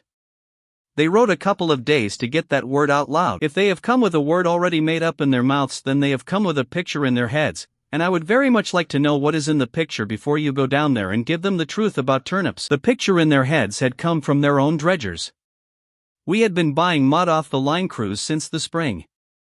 Dagny had started it, 1 bowl of potatoes for 2 barrow loads, dropped over the water where the reeds hide the towpath, and by midwinter she had a gang of men on that canal, under a windborne ganger called Purdy, who would take our produce and hand back mud, tools, a broken spade, once a whole set of harness. Canal men have wives. Wives have sisters in Vantry, and the loam had come through its second bad harvest in a row, and there were queues in Vantry and in Ashcombe for grey-hearted rye at a price nobody had seen in 40 years, and 14 ditch diggers at 16 were eating potatoes the size of a fist that tasted like the Wen Valley in a good year. So the Crown sent Legged Hesper Kite, who had a fur collar, a secretary called Dobie who wrote down everything anybody uttered including the weather, and a problem. The problem was me. Trading with a struck man is not a crime because a crime needs 2 people, and the law has me as nobody. You cannot make a contract with a hole in the air. Kite had a couple of days on a horse to think about that, and by the time he stood on the bank shouting across the brine he had solved it, and the solution was the reason he had shouted for the Salt King in the first place. He could not deal with me. A great man, though, has a household. A household has a wife. And the wife of a struck man is not struck, because the sentence attaches to the name, and she never had it. Hala worked all of that out in about the time it took him to say good morning. I want to be clear that I did not agree to any of it.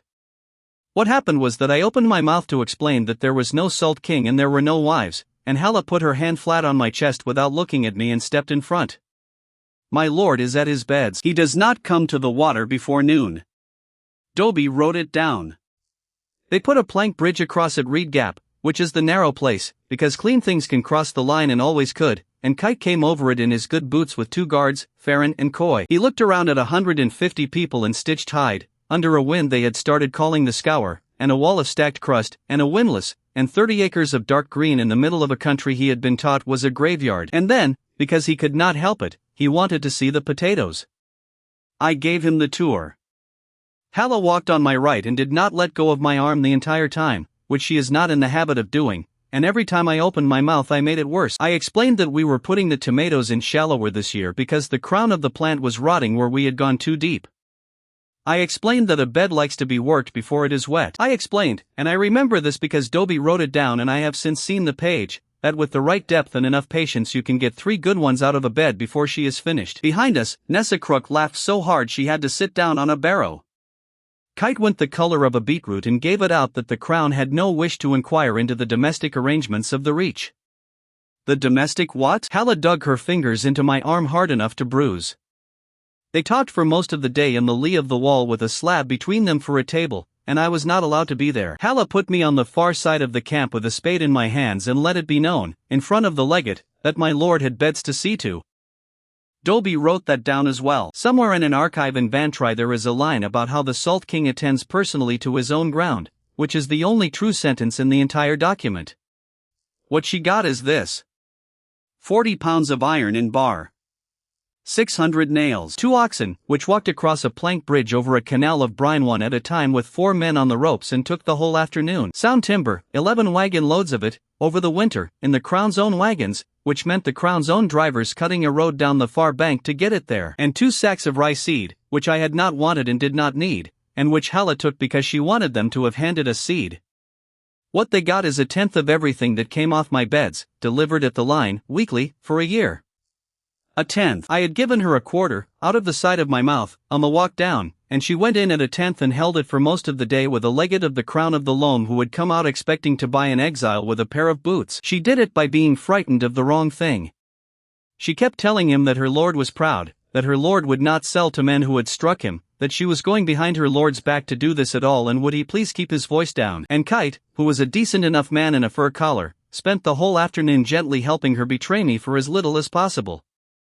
At the end of it, he pushed the agreement over for her mark, and Hala, whose hands had stopped shaking a fortnight before, picked up his secretary's pen and wrote her own name in full, in a clear hand, better than mine, because the Ambry house had taught its maids to write out linen lists. Dobie stared at it. Kite looked at it for a long moment and then folded the sheet and put it inside his coat and let it alone, and I have often wondered what he thought in that second. Hala, wife of the holder of 11. That is what is written on it. That is the phrase that is sitting in a box in Vantry with a ribbon round it, and the ribbon is why, 14 months later, the crown of the loam had a very difficult afternoon. She came back up the slope to me with 2 sacks of rye over her shoulder and put them down. One word. Timber. I know. 11 wagon loads? And a road down the far bank to bring it? I know. That is what I would have done. Then we are agreed that we have just been paid in the enemy building a road to our door. That was the first time either of us had used that word about the crown out loud, and we both heard it, and neither of us took it back. That evening the whole camp got drunk on nothing at all, because there was nothing to get drunk on. And Evo Gun stood on the wall with a nail in each hand shouting that he was going to build something that stayed up, and Peck ran up and down the rows telling everyone he had touched an ox. And Ren came and sat next to me on the slab and drew a circle on the back of my hand, and then the line through it, and then pointed northeast at the old run, and then held up both hands with the fingers spread, twice. 20. 20 what? Weeks? Years? She shrugged. She always shrugged.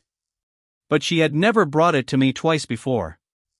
That winter is the only stretch of my life I would live again exactly as it was. Nothing grows under an open sky in the reach between the first frost and the thaw, not even under my hands, and so for 3 months we did nothing except build, and we had timber for the first time since the world began.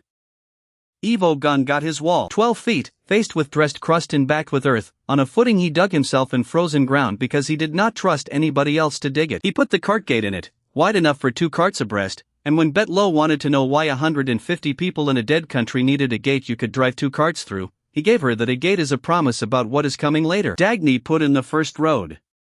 For miles of it, from the gate to Reed Gap, where the plank bridge went over, laid out by a woman who had crossed that ground on her palms for 9 years and knew every soft place in it by memory. Solveig took the 20 fittest people in the camp and drilled them with fire-hardened stakes for an hour every morning, and everybody laughed about that for a season and then stopped laughing about it forever. And I sat in a hut with a lamp and the 4 best heads and 11 and we drew the same map over and over, which was a map of where the grey went.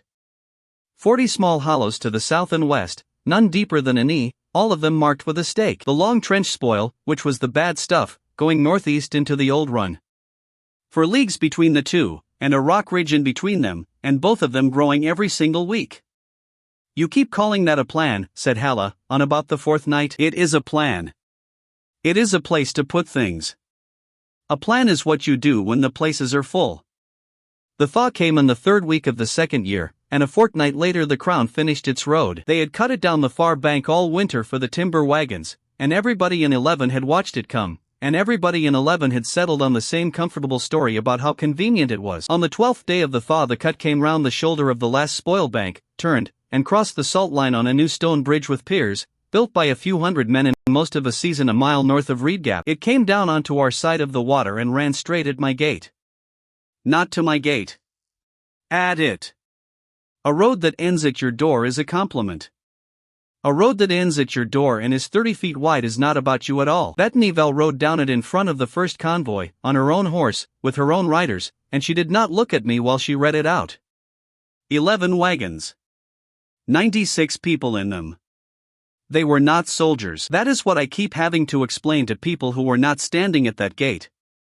There was not one soldier in the whole column. There were 96 people from the loam sitting in the backs of wagons in their own clothes with bundles on their knees. 2 children, a man with a beard down his chest holding a birdcage with nothing in it. A woman whose hands were exactly as bad as Hal's had been, and who kept turning them over and looking at them as if it might be written on the other side. And behind that column, a mile back down the cut, was another one. What Vel read out to me at my own gate, in front of my own wall, took about 90 seconds and rearranged the rest of my life. The crown of the loam had been pleased to note that the basin known as the Grey Reach was under cultivation. The crown had been pleased to establish the office of warden of the reach. The crown had been pleased to appoint to that office the holder of the settlement called 11. They gave me my name back. That is the thing that still makes my teeth hurt. A year after they chiseled it off a door, they wrote it out in full on a sheet with a seal on it, and a woman in a wet coat read it out loud to 150 people who had never heard me called anything but the Dirt Man. And attached to the office of warden was the duty of the office, which was to receive such persons as the crown should send, and to maintain them, and to render account of them twice yearly. How many? Vel folded the sheet. There are 4,800 on the roll for this year. It was 1,100 last year, and they went into the reach at the gate and lay down where you would expect. This year there is somewhere to put them. 4,800. In 1 year? In 1 year. Then she got down off her horse and walked me 20 paces away from everybody, and she talked fast and quiet with her back to the column. I gave you the warning. I gave you a season and you used it to become worth the trouble. That is not a reproach. I would have done exactly the same. Say the rest of it. They are not sending you people. Do you understand? Look at them. Look at her hands. Every single body in those wagons is full, and you are the only man alive who can take it out of them, and the crown of the loam has just worked out that it does not have to carry its own rubbish anymore. I stood at the gate of my own town in the wet and did the sum, because it is the only thing I have ever been any good at. 96 people. Say 12 years apiece. Each one of them is a long bed standing 20 days. And each long bed leaves a ridge of gray the height of my knee and 40 paces of my country dead forever. 4,800 a year, and 1,100 already lying out on the flat from last year, and however many they choose to send after that, and every one of them is a person with a face and a bundle who did nothing wrong except serve in the wrong house. And I could refuse. That was the joke of it, and Vel laid it out for me because she is not cruel, only clear. I could close Evo Gun's beautiful gate and stand behind it, and the crown would take the office back, and the road was already built, and there would be a rider in Vantry inside a few days with the word Ashweir in his mouth. Or I could feed them, and every mouthful would move a piece of the loam into my own ground, and I would be the drain the whole country empties into, with a title, and a road, and a seal. Hala had come up behind me. She had heard most of it. How long? Before what? Before this place looks like the ground it is standing on. I have thought about lying to her exactly twice, and that was the first time. 6 years. 7 if we are careful and it rains. Behind us, the first wagon came through the gate, and the man with the empty birdcage looked up at Evo Gun's wall and remarked, to nobody in particular, that he had not expected it to be so green. 2 oxen change what a country is. We called them Kettle and Nine, and before they came, every foot of ground I had ever opened in the reach had been opened with my own hands and the rim of a bowl, and a bed was 4 feet by 2 because that is what one man can serve. With Kettle and Nine and Evo Gun's ironshod plow we opened 14 acres in a fortnight on the long flat south of the town, which is the flattest, sweetest lying ground in the whole basin, in which I had been saving all winter the way you save the last good thing on the plate. On the 9th day the plow stopped. It did not catch. It stopped, dead, with a noise that went up both handles and into my shoulders and put Kettle on her knees, and I thought we had broken the beam. There was a curbstone under 2 feet of gray. Not a rock. A curb, dressed on 3 faces, with a wheel groove worn into the top of it, and when we followed it with spades it ran straight for 60 paces and then turned a corner, and on the other side of the corner there was a doorstep. Somebody had worn a hollow in that step. You could put your thumb in it.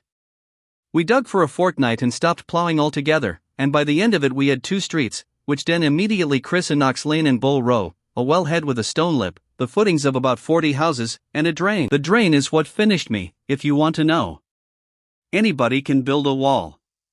A drain means somebody expected to be there in 50 years. Den, the man who had come in on the first wagon with the empty birdcage and who turned out to have been a bellhanger in Vantry, got down into the drain with a lamp and came out the other end a few hundred paces away, up in the ground where we had not even started digging. It is a town, he called, from a long way off, in a country where nobody raises a voice because there has never been anything to raise it about.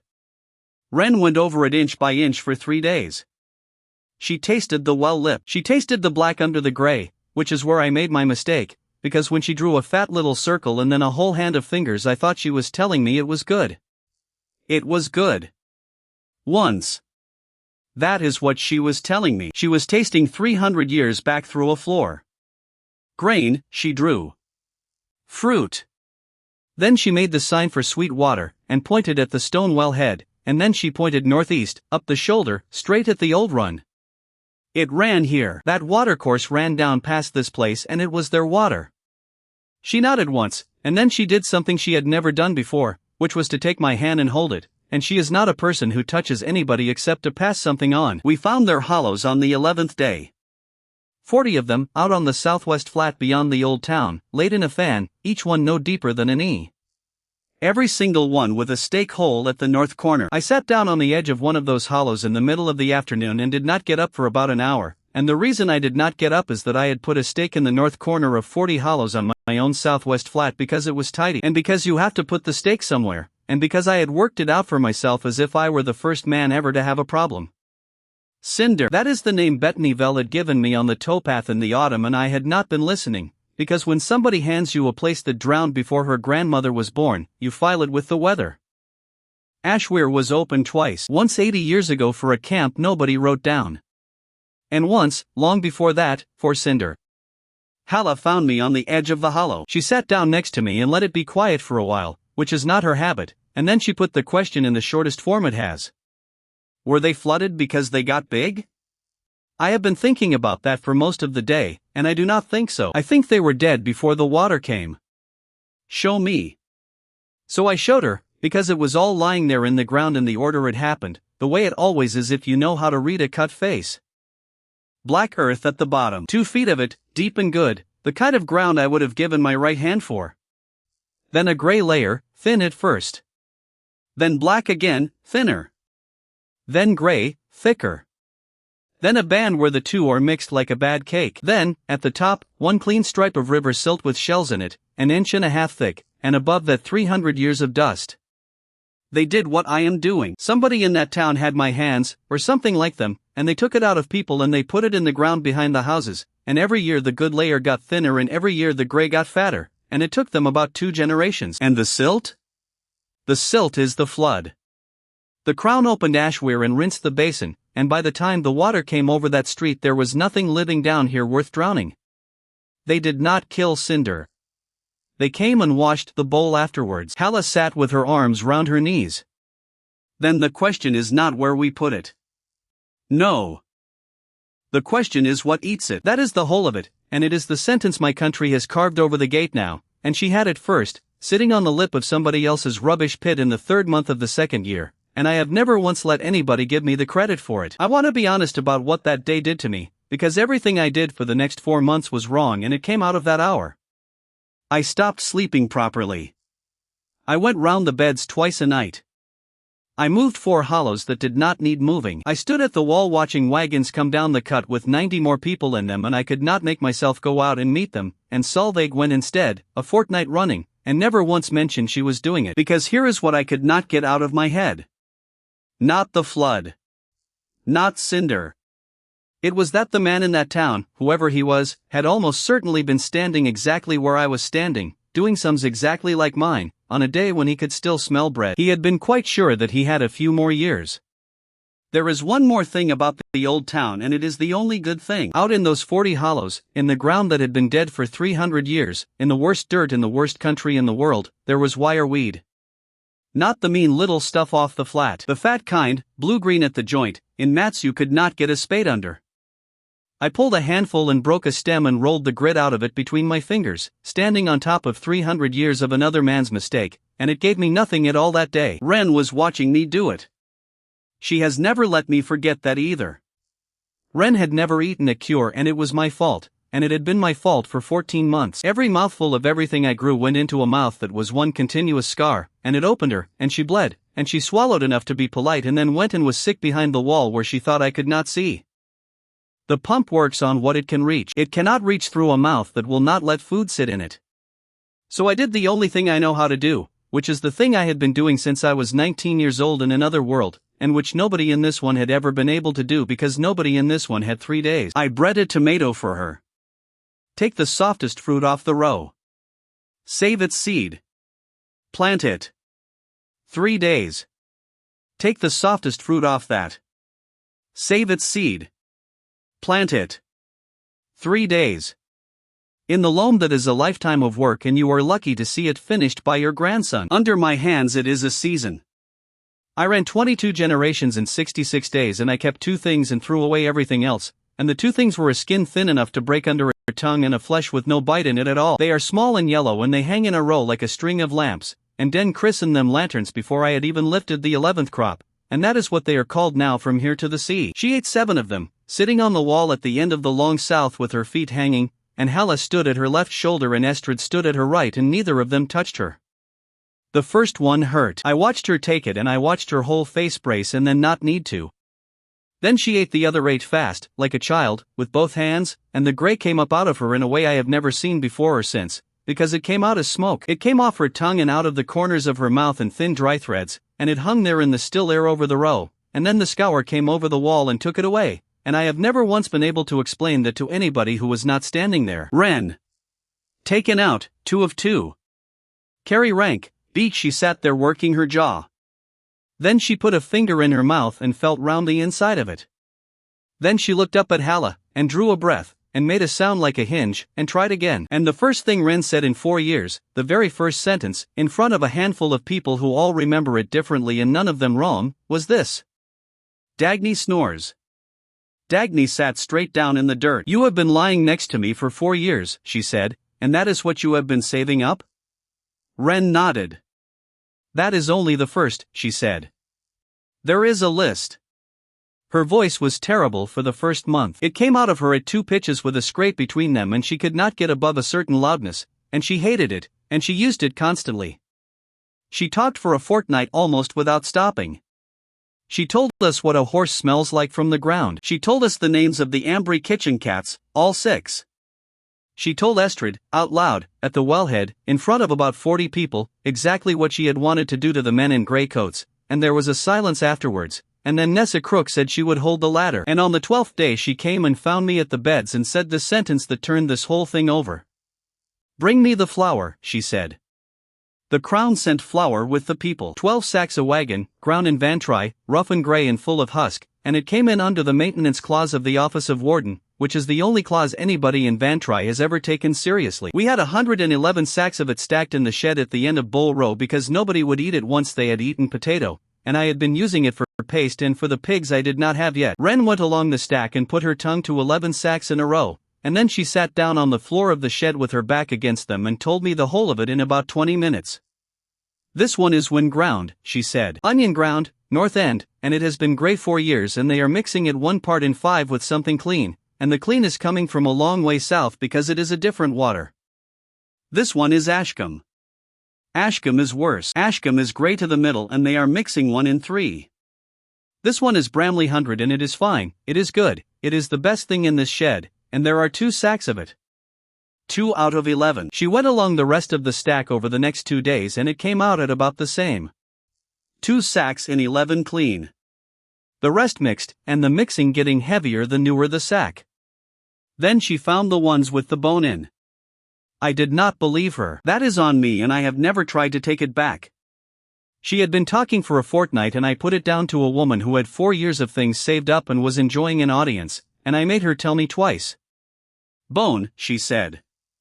Old, and ash, and the sort of dirt that has had a lot of people on it.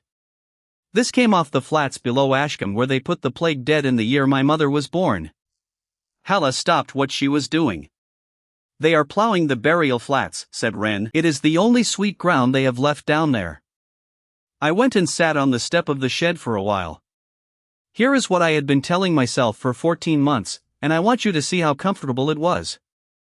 The loam is fat and healthy and cruel. It has a sickness in the corners, and it pushes that sickness into servant girls, and when the girls are full it throws them into a hole in the ground and forgets them, and I am the man in the hole, and I am cleverer than they are.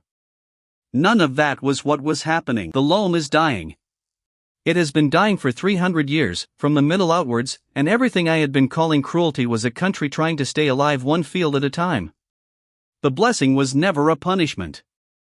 It is drainage. You cannot move grey salt out of a field with a cart, because it goes into a field the way damp goes into a wall. The only thing anybody in 300 years has found that will take it out of ground is a Valkyrie, and there are not very many Valkyries, and each one holds about 11 years of one valley, and when she is full you have a full container and nowhere on earth to empty it.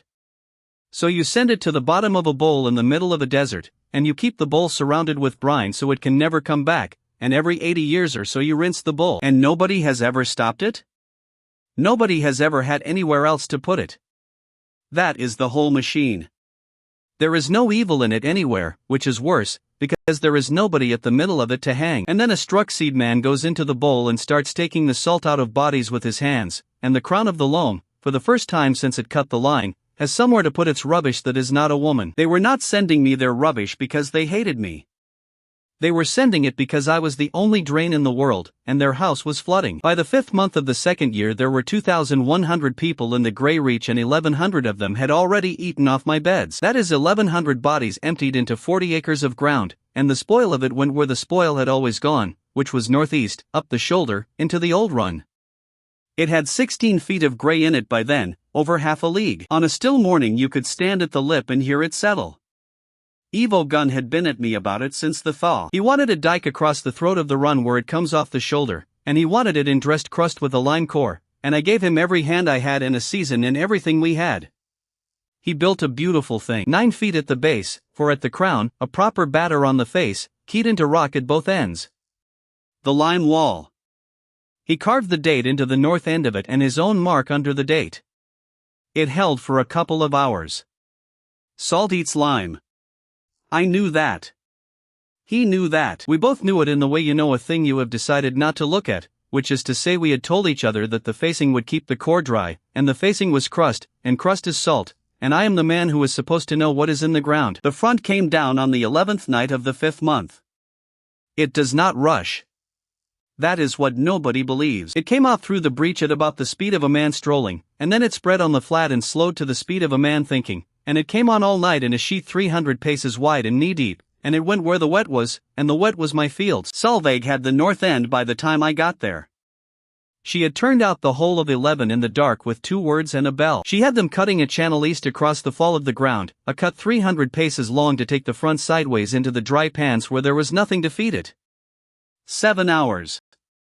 That was the sum. 300 paces of channel, 4 feet deep, in ground like fired brick, in the dark, in front of a thing that was already in the top of the 20. The 20 was my best field. 20 acres, the flattest, sweetest ground in the basin, 3 seasons of work, feeding 600 people. It went under in the first 2 hours and I did not have one man to spare to look at it. Dagny ran the line. Not carried, ran, back and forth along 300 paces of it all night, moving people to where the digging was behind, and by dawn she had done something over 40 miles. Halla stood at the head of the cut where it mattered and named who dug and who slept and who drank, and there was one moment, about the 6th hour, when a handful of people sat down at once, and she walked along that line and got every one of them back on their feet in under a minute without raising her voice once. Estrid went into the cut itself with the big stone. She could lift what 4 men could lift. She put in the whole of the eastern head, 40 slabs, alone, and when the face started to slump at the 3rd hour she stood in the gap and held it with her back while Evo Gun packed behind her. And Ren walked the front all night with a lamp, tasting it, calling back where it was going to go next, and she was right every time, and that is the only reason the cut was in the right place at all. They opened it at the 9th hour, an hour before the front reached the town side, and the grey turned east and went out into the dry pans and spread and stopped. We lost 31 people in that cut. They were the ones at the western head, working out ahead of the line where the ground fell away, and nobody had a lamp down there because we had 6 lamps in the whole town and they were all with Ren. The front came round a fold that Ren had not walked yet and took the western head in the dark, and it is knee deep, and it is not fast, and a man can walk out of it, and every single one of them tried to. It does not kill you where it touches you. It kills you where you have been touched for a few hundred paces. Tamrush was 19 and got out of it and walked 600 paces to the wall on legs that were already gone and stood there hammering on the cart gate until somebody opened it. Lissy Toll, Jem's girl, was 15 and did not get out of it, and Jem went in after her, and Estrid went in after Jem and brought him back and he never once thanked her for it. I put their names on the north end of the line wall, on the piece that was still standing, under Evo Gun's date, and he cut every one of them himself and would not let anybody hold the chisel. And at some point in the 8th hour, standing in 300 paces of open cut with a lamp gone out and a shovel in her hands and no voice left at all, Solveig went up 6 rungs. Solveig. Carry rank, SS. She did 31 hours without stopping and then she slept for a couple of days, and when she woke up she ate a bowl of the camp's own porridge and brought it straight back up. Then she tried bread. Then she tried the crown flour. Then she tried a piece of dried paulo out of the old store, and every single one of them came back, and she sat on the edge of the cot with her hands on her knees looking at the wall. I brought her a lantern tomato off the row and she kept it down without any trouble at all, and then a potato, and then a second one, and by the end of the afternoon she had eaten enough for 3 people and was fine. I had to say it out loud eventually. You cannot eat anything I have not grown. She thought about that for a while. Say the rest of it. There is no rest of it yet. That is the whole of it. Rank goes up, and what your body will take gets narrower, and I do not know why, and I do not know where it stops. And if you are ever not there? Then you starve in a country full of food. She sat with that for about a minute. Solveig has always been faster at this than I am. Then I had better make sure this place can hold you, she said. 2 days after that I finally understood what the ladder in my head had been measuring all along, and it was not strength. Dagny got her legs and got F. Halla got 9 years out of 2 hands and went straight to C. Ren had 2 blessings in her, only 2, and came out at B. And Solveig, who had 11 years of Ostrin in her lungs and had just carried 31 hours of it, went to SS. It measures how much you can hold. And how much is that? Nobody has ever found the end of it, and I have stopped looking for one. A Valkyrie is a vessel with legs, and the better she is, the more of the world she can be made to carry. The Crown of the Loam has known that for 300 years and has never once written it down anywhere a maid could read it. Which means that somewhere in Vantry there is a man who has just been told that a struck seed man in a hole in the ground has 5 of them, and that they are getting emptier every month. He came 3 days later, which means he had left Vantry before the front ever came down the run, which means the Crown had decided about us in advance and the timing was an accident. Oberon Pyle, High Steward of the Loam, 60 years old, grey as a gatepost, no fur on his collar and no rings, riding a plain horse with his riders behind him and a man from Ashweir called Weirmaster Lang who did not get off his horse once the whole afternoon. He would not come inside the wall. He stood out on the cut with his hat in his hand and he looked at the 20, which was under 4 inches of grey and shining like a wet floor. He is the only person from Vantry who ever came here and looked at that first. I am not going to lie to you, he said, so please do not waste the afternoon catching me at it. That was his whole opening, and I have used it myself since, and it works, and it is one of the most frightening things a powerful man can do. Then he laid the machine out on the table in front of me, in order, in about 10 minutes, and there was nothing in it I had not worked out and everything in it was worse for being said by a man in a plain coat who was tired. The loam has been going grey from the middle since before the line was cut. The quiet office moves it. Almaner Muir has 51 women on his roll this year and had 4 times that when Pyle was a boy, because there are not many of that blood left and they do not last. 11 years is what one of them holds. Then she is a full jar in a kitchen and she goes over the water. We can drain 7 valleys a year, said Pyle. We are losing 14. You can do the arithmetic as well as I can, and I understand that arithmetic is your particular vice. And then he asked for them. Not roughly. He asked the way a man asks for the loan of a cart when his own has broken and there are people in the road. 5 emptied vessels, he said. 5.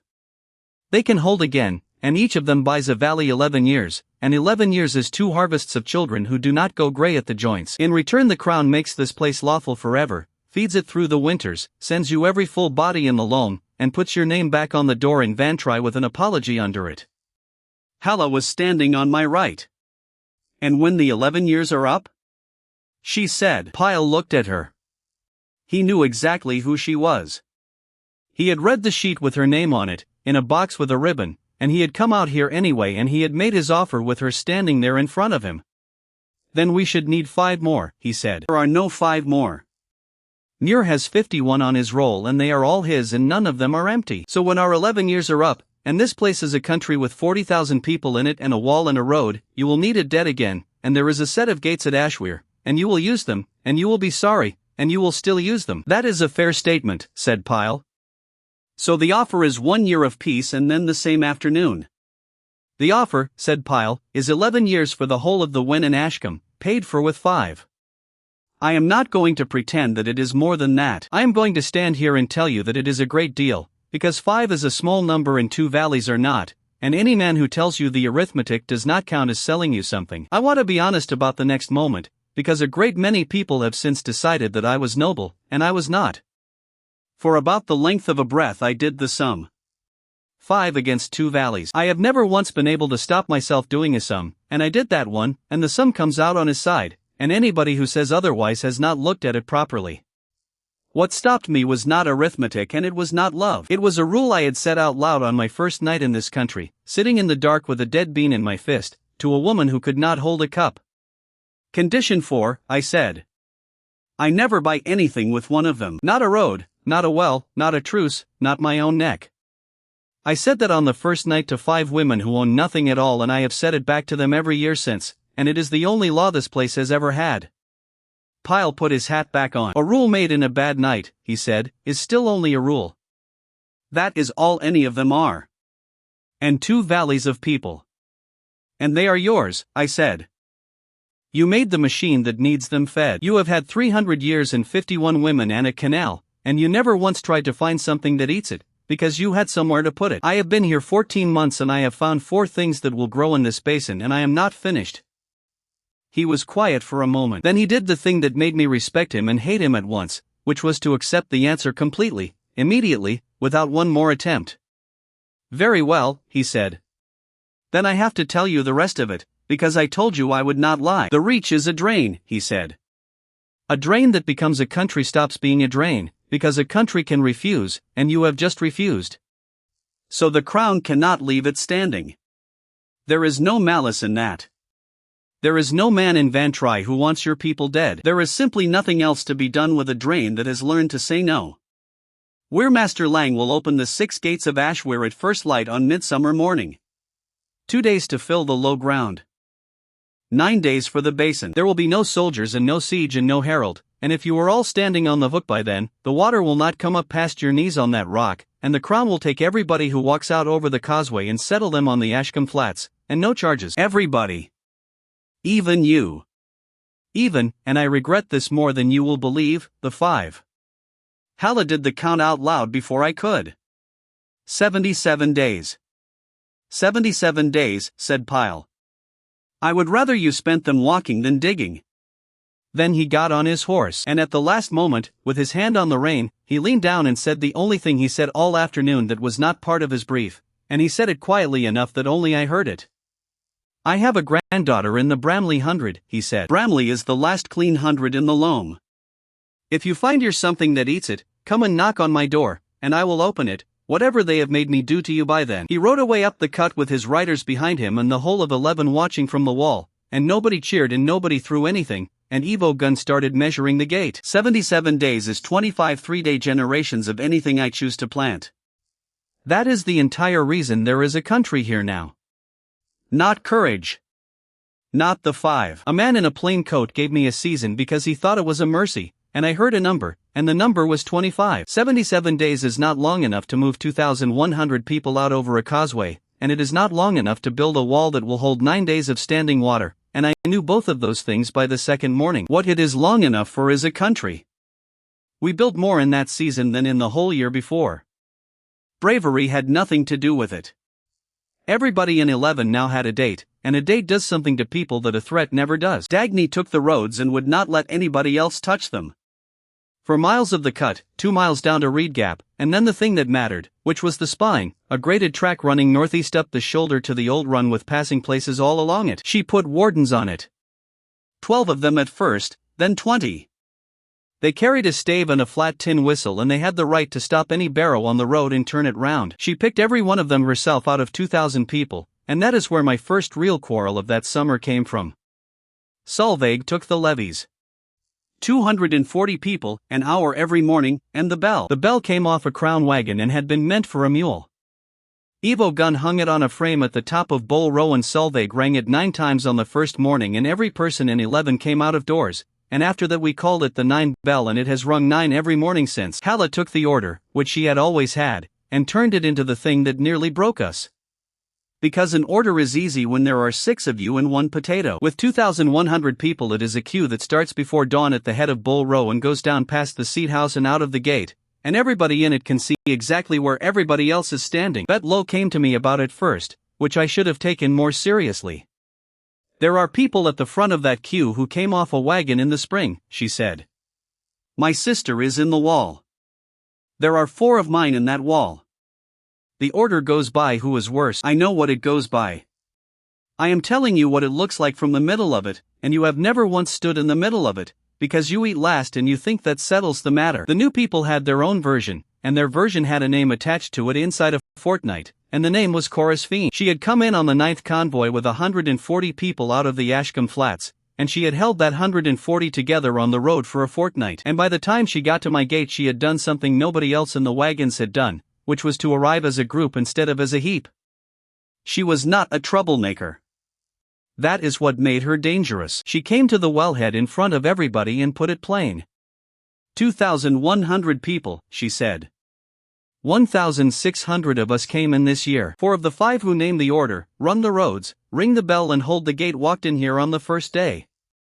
That is because they were here on the first day. Then tell me what a woman out of Ashcombe has to do to stand where Dagny stands, and I will go and do it, and so will 300 others. I gave her the worst possible answer, which was the true one. Nothing, I said. There is nothing she can do. Dagny stands there because she went out on her elbows for a bowl of dirt when there were 6 of us and no water, and you cannot go back and do that now, because we have water. So I did the only thing that was open to me, which was to make more places where a person could stand. Ren opened the benches to anybody who wanted to learn a tongue, and the first 4 through the door were Ludo and Vanikesh, brothers out of Coldharbour who had come in on the same wagon as Coruscant and had spent a month refusing to be split between shifts. Can you teach it? Some of it. Not the deep part. How much is the deep part? Everything that matters, said Ren. She put a pinch of Ashcombe flour on Ludo Kesh's tongue and made him name the valley, and he got it wrong, and then Vanny got it wrong differently, and by the end of the month the pair of them could tell a river farm from a hill farm blindfolded. Adelbrack, who had made rope in Van Tryen had one hand, took the drying pans off me and ran them better in a fortnight than I had run them in a year. Pack asked me for the wardens. He was 15 and a half and he had been in the Reach since he was 11, and he had walked out of Gaunt's camp behind a woman who named the order, and he had grown 8 inches on my potatoes, and he came and stood in front of me at the seat house door with his hands behind his back like a boy at a hiring fair. I want the road. Dagny is on the spine all day and somebody has to have the cut. Dagny picks the wardens. Then say a word to Dagny. I did not. I want to be clear that this is not a case of a great man being too busy to notice a small one. I thought about it for the length of one breath and I decided he was 16, and I decided the cut was the road the crown came down, and I decided a boy on it was a bad idea, and I never mentioned it to Dagny at all. 2 days later she gave the cut to a man out of Ashcombe who had been in 11 for a month and more, because Coruscant had come to her about exactly the thing Coruscant had come to me about, and Dagny had actually listened. Pack watched him get the stave. Then he went back to the pits and did not look at me for a month, and I registered it the way you register weather. Meanwhile I was failing at the only thing that mattered. I had 25 generations when he rode away and no idea what to point them at, and for the first month I pointed them at the wrong thing entirely, which was brine. It made sense at the time. The water is coming. Breed something that can stand in salt water and keep growing, and then when the basin fills, the fields go on living underneath it, and we sit on the hook for 9 days and come back down. So I flooded 12 test beds with brine hauled up from the line in barrels, and I ran potato through 6 generations of it and lantern through 7, and I selected the ones that lived longest, and I got very good at growing plants that took a few days to die instead of 2. On the 22nd day I stood in a stinking test bed with a dead lantern vine in my hand and finally said out loud what Ren had been waiting a month for somebody to say. None of them want the salt, I said. They only tolerate it. I am breeding for patience. Ren was sitting on the wall with her feet hanging. Yes, she said. You knew. I have known since the well. Then why in the name of everything did you not tell me? And Ren, who had been mute for 4 years and had now been talking for 3 months and had spent those 3 months finding out exactly how much she enjoyed it, looked down at me and delivered the line that half my country has had carved over its doors since. You never once asked me what I should be growing, she said. You only ever asked me what was in it. She took me to 3 places that afternoon and did not let me talk on the way to any of them. The first was the stain below the old well, where Gaunt's barrow had gone in 8 months before and where Alice had drunk and where nothing should have grown since. There was a mat of wire weed there now the size of a cart, blue-green at the joint, fat as a thumb. The second was the cinder hollows out on the southwest flat, where the same wheat was growing in ground that had been dead for 300 years. The third was the eastern pans, where the front of the Grey Mother had come to a stop after Solveig's cut took it, and where the edge of it was crusted and still. At the pan she made me wait while she went out onto the crust on her hands and knees with her sleeves down and put her tongue to the actual face of the thing, which is a memory I would give money to be without. She came back and sat down and wiped her mouth on her arm. It is hungry, she said.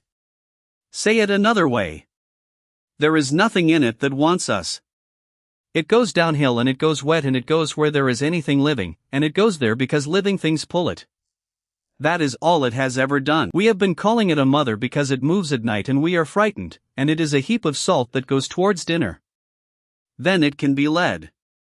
Anything that goes towards dinner can be led. I sat on the edge of the pans for a long time with a piece of dead crust in my hands.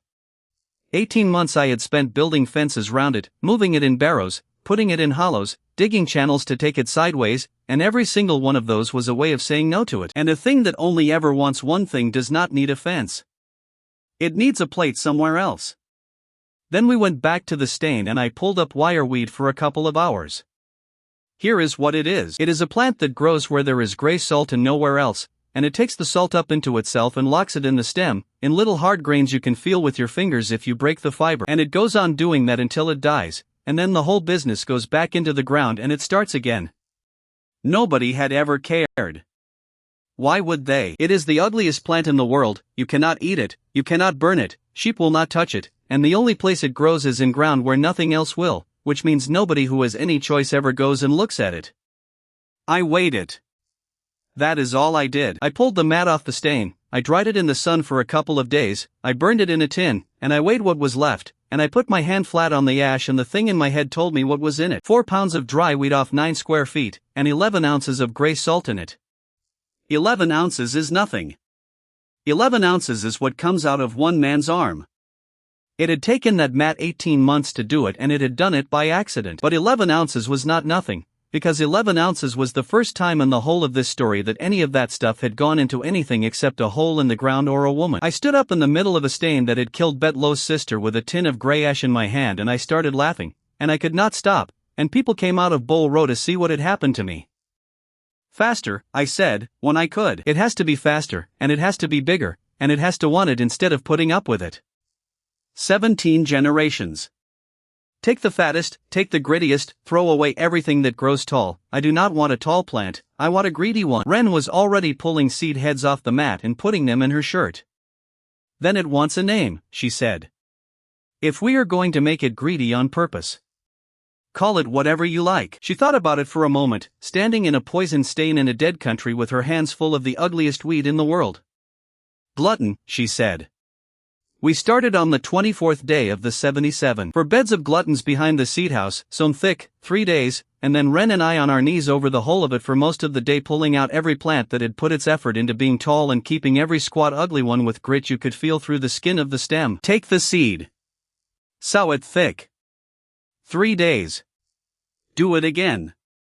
The children did the pulling with us by the second week, because a glutton bed at 3 days is knee-high and matted, and it takes small hands to get in among it without breaking stems. Cece Crook, who was Nessa's eldest and was 7 that summer, worked out before any of us that the fattest plants were always the ones nearest the wet end of a bed. Why does that matter? Because if you know where they are, you get more of them. Wren put her on the selection bench that afternoon and gave her a tin cup for the fattest stem of the day. The fat cup is still a thing here. Fentol won it 4 times running 2 summers ago and has been unbearable ever since. By the 9th generation, on the 51st day of the count, we had a plant that stood 4 inches high, looked like a fist made of wire, and put 11 ounces into 9 square feet in 3 days instead of 18 months. I did that sum in front of Hala at the seed house door and she sat down on the step. Say it again slowly, she said. 160 times faster than the wild one. And I am 9 generations in, and I have 8 left. And the curve is not flattening yet. And what does that give us? I did not answer her, because I did not yet have the shape of it, and because the shape that was starting to come up in the back of my head was so stupid that I was not going to put it in anybody's mouth until I had killed it properly. What I said instead was that I needed land. Not beds. Not acres. Land, on a scale we did not have, and hands to sow it, and a place to stand while it happened. Which meant the hook. Everything in the last month of that summer runs through that rock, and I want to lay out plainly why, because otherwise what happened next looks like bad luck and it was not, it was arithmetic that I had done wrong in public. Pyle had told me the water would not come up past a man's knees on the hook. That was not a threat and it was not a courtesy. It was the actual fact of the basin, and it meant one thing to me and a completely different thing to everybody else in 11, and I did not notice the difference for 6 days.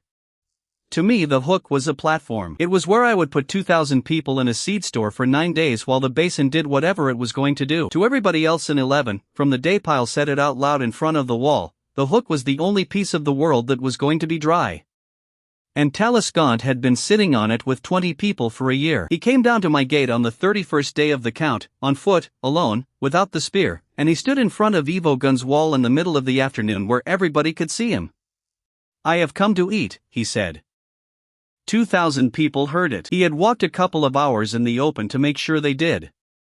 I understood exactly one half of what was happening, and I was pleased with myself about that half. The half I understood was that Taliskant, who had told me on the first morning that a man who makes food cannot be free, had come down off his rock to hold out a bowl. Hala named him into the order that evening, out loud, at the wellhead, in the place where a man with nothing goes, which is behind the children and in front of the diggers. He took it without a word. He sat on the step of Bowl Row with a tin bowl on his knees, and he ate off my beds for 9 days, and on the 6th day he was sick for a few hours in the way they all are, and Betlo, who had every reason to let him lie in it, sat up with him. Taliskant, taken out, 3 years of it. Carry rank, F1. The 10th morning he stood at the wellhead and thanked me in front of everybody, and he did it properly, no edge in it at all. Then he walked out of my gate, up the cut, over the causeway at 16 where, through 11 feet of the Crown's brine that would have killed him a fortnight earlier, and up the Vantry Road. That is what I had missed. I had spent 18 months thinking about what the line keeps out. I had never once thought about the fact that the only thing standing between any man in this basin and the loam was the grey salt in his own body, and that I had spent a year and a half taking it out of people for free. He was gone 10 days. He came back on the 50th day of the count with a crown patent, a crown seal, 40 men-at-arms out of Ashcombe, and Simvel riding in front with the thing in a case on his saddle, because Betnivel had refused to carry it herself and had sent her brother's boy instead, and I have never held that against her. Sim read it out at the cart gate. He was 19 and his voice went at the third line and he started again from the top, which I thought was decent of him. The Crown of the Loam, having regard to the good order of the Grey Reach, was pleased to grant to Taliskant the wardenship of the rock called the Hook, together with the spring called the Mouth, and all rights of water and refuge thereon, in perpetuity. Amaric Sark had drawn it. His hand is on the bottom of it. The 40 men-at-arms were out of Ashcombe under the wheel of that town. Their captain was called Ordray Slake, who was brother to the cheerful fat man who had failed to sell 5 women in a yard in Vantry, and who did not know that until I told him. He would not bring his men through the cart gate. He stood them on the cut in the rain all day and would not take water off us either. Is it true what they say about the food? It is true. Then I would rather my lads never found out, he said, and took them back up the road that evening. He had spent 18 months waiting for a way to be in the room when I drowned, and a man had walked into the provost's office out of a country that is not supposed to have anybody in it, and offered him one. Gaunt did not gloat. I would have felt better if he had. He stood on my own doorstep with 40 spears behind him and put his terms in front of 2,100 people in the plainest language he owns. Every soul in 11 is welcome on the Hook at midsummer, he said. Every child, every old woman, every digger, every one of the 5. There is room. There is water. Nobody will be turned away and nobody will pay for it. And the fields stay here. The seed stays here. The beds stay here. And the dirt man stays here. Somebody at the back started shouting. Solveig put a hand up and it stopped. Say the rest of it, I said. He looked at me and he said the thing he has believed since the first morning at the tooth, and the terrible part is that he had 18 months of evidence for it now and I had given him every piece. You are the best man I have met in this country and you should not be allowed to hold what you hold, he said. You took 174 people off my rock with one sentence. You have 2,000 who cannot eat anything except out of your hands. You made a thing in the North Hollow that walks at night and killed my scouts, and the Crown is opening 6 gates because of you. None of that is a lie. Every part of it is a lie in the middle. Then let the water settle it, said Gaunt. If your beds are worth what you say they are worth, stand on them. If you are right, you will come up out of it and I will kneel in front of you in the mud and hand you the patent. If you are wrong, 2,000 people will be dry on my rock and there will be somebody left alive in this basin. I have thought about that offer for a long time and I still do not know how much of it was hate. 400 and a handful of people left 11 over the next 9 days. They went up the spine in 1s and 2s in carts, and they took their bulls, and about half of them could not look at anybody on the way out, and about half of them were angry, which is easier. Chorusphine took 140 of them, which was every soul she had brought off the Ashcombe Flats, and she came and told me to my face before she went, which is more than most. I got them here alive, she said. I am not going to stand in a field to prove a point about a man's hands. Bet Low stayed. Nessa Crook stayed. Evo Gunn stayed and swore at the wall for a couple of days. Jem Toll, whose daughter is in that wall, stayed, and did not once look up the spine. And Peck, who was 15 and a half and had not spoken to me since the business with the cut, went up to the hook on the 4th day with a bundle on his shoulder, and I watched him go from the gate and did not send anybody after him. That night Hala found me in the seat house doing the same sum over and over on a slate. How many do you need? She said. To sew what I want to sew? 900. And how many are left? 1,689, and a good many of those are children, and about a couple of hundred are people who are still being emptied and cannot lift a sack. Then you have enough, she said, and you are not sitting here because of arithmetic. You are sitting here because he was partly right in front of everybody and you have not decided what to do about that. Estrid took herself off the order on the 53rd day and she did it in public, the way everything gets done here. She had 8 blessings left in her. 8, at 20 days of a long bed apiece, which is 160 days of the deepest beds we had, and I had 24 days. She had worked it out on her own. Nobody had shown her the slate. She had stood at the back of the seat house for a week watching Ren and me sew and pull and sew and pull, and she had counted the beds, and she came to the wellhead on a Tuesday and stood in front of Hala and said it in a handful of words. Take me off. Put the beds under the gluttons. Hala said no. That is the only time in 18 months I have heard her refuse a thing that was asked of her properly, and she did it flat and fast, and Estrid did not move. Then Estrid did the cleverest thing anybody did that summer. She did not argue with Hala. She turned round and put it to the queue.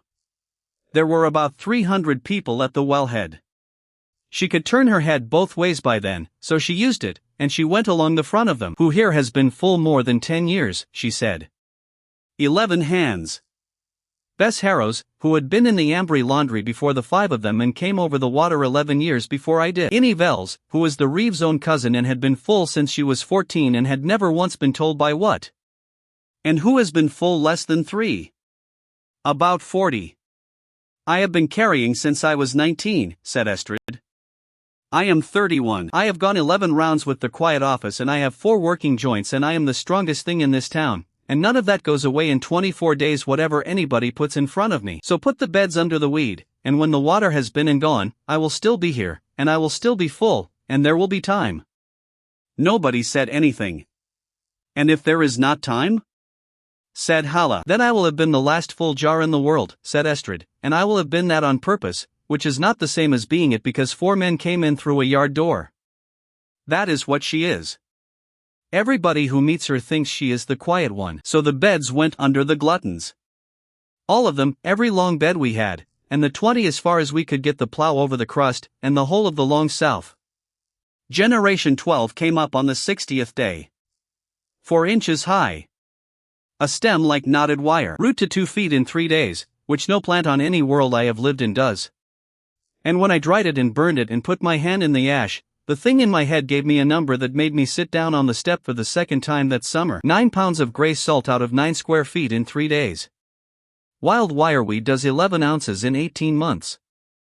I had a plant that did 9 pounds in 3 days, and Ren had bred half of it, and neither of us had slept properly in a month. That night I got the 5 of them into the seat house and shut the door and told them what I meant to do. Hala put both hands flat on the table and looked at them. Solveig laughed. Out loud, once, like a bark, which is not a thing she does. Dagny went and stood in the corner with her back to us all, which is what she does when she is working out distances. Ren said it was obvious and she had thought of it in the pans and had been waiting for me to catch up, which was not true, and everybody let her have it. And Estrid, who cannot easily shrug, said the only sensible thing that was said in that room all night. Then we are not going to be standing on the hook, she said. No. Where are we going to be standing? In it, I said. There was one thing standing between me and that plan and it was 11 acres of the Grey Mother lying in the eastern pans, which is the lowest ground in the whole basin and therefore the first place the water goes. If it was still sitting there on midsummer morning it would come up off the floor and go out under the flood in every direction at once, and everything I sowed would die in it, and the basin would be finished for 300 years. 14 days to move 11 acres of a thing that has no legs. We did it with dinner. Every few hundred paces up the shoulder from the pans to the head of the old run, a bed of gluttons, 4 feet by 8, sewn thick, in a line. And a thing that goes wherever there is anything living pulling at it does not need to be driven. It needs to be laid at table. I planted every one of those beds with my own hands, because that is the rule, and it has never once bent, and there were 51 of them over 2 leagues of open ground, and the front was moving a few hundred paces a night behind me. Dagny ran the line. Wren walked ahead of the face with a lamp, tasting the fall of the ground, telling me where it would go next. Solveig had the levee on the shoulder above with barrows and stakes, cutting a low bank on the west side so that when it came up the slope but could not spread sideways into the 20. And Estrid walked directly behind me all 11 nights with a stone hammer over her shoulder and did not once explain why.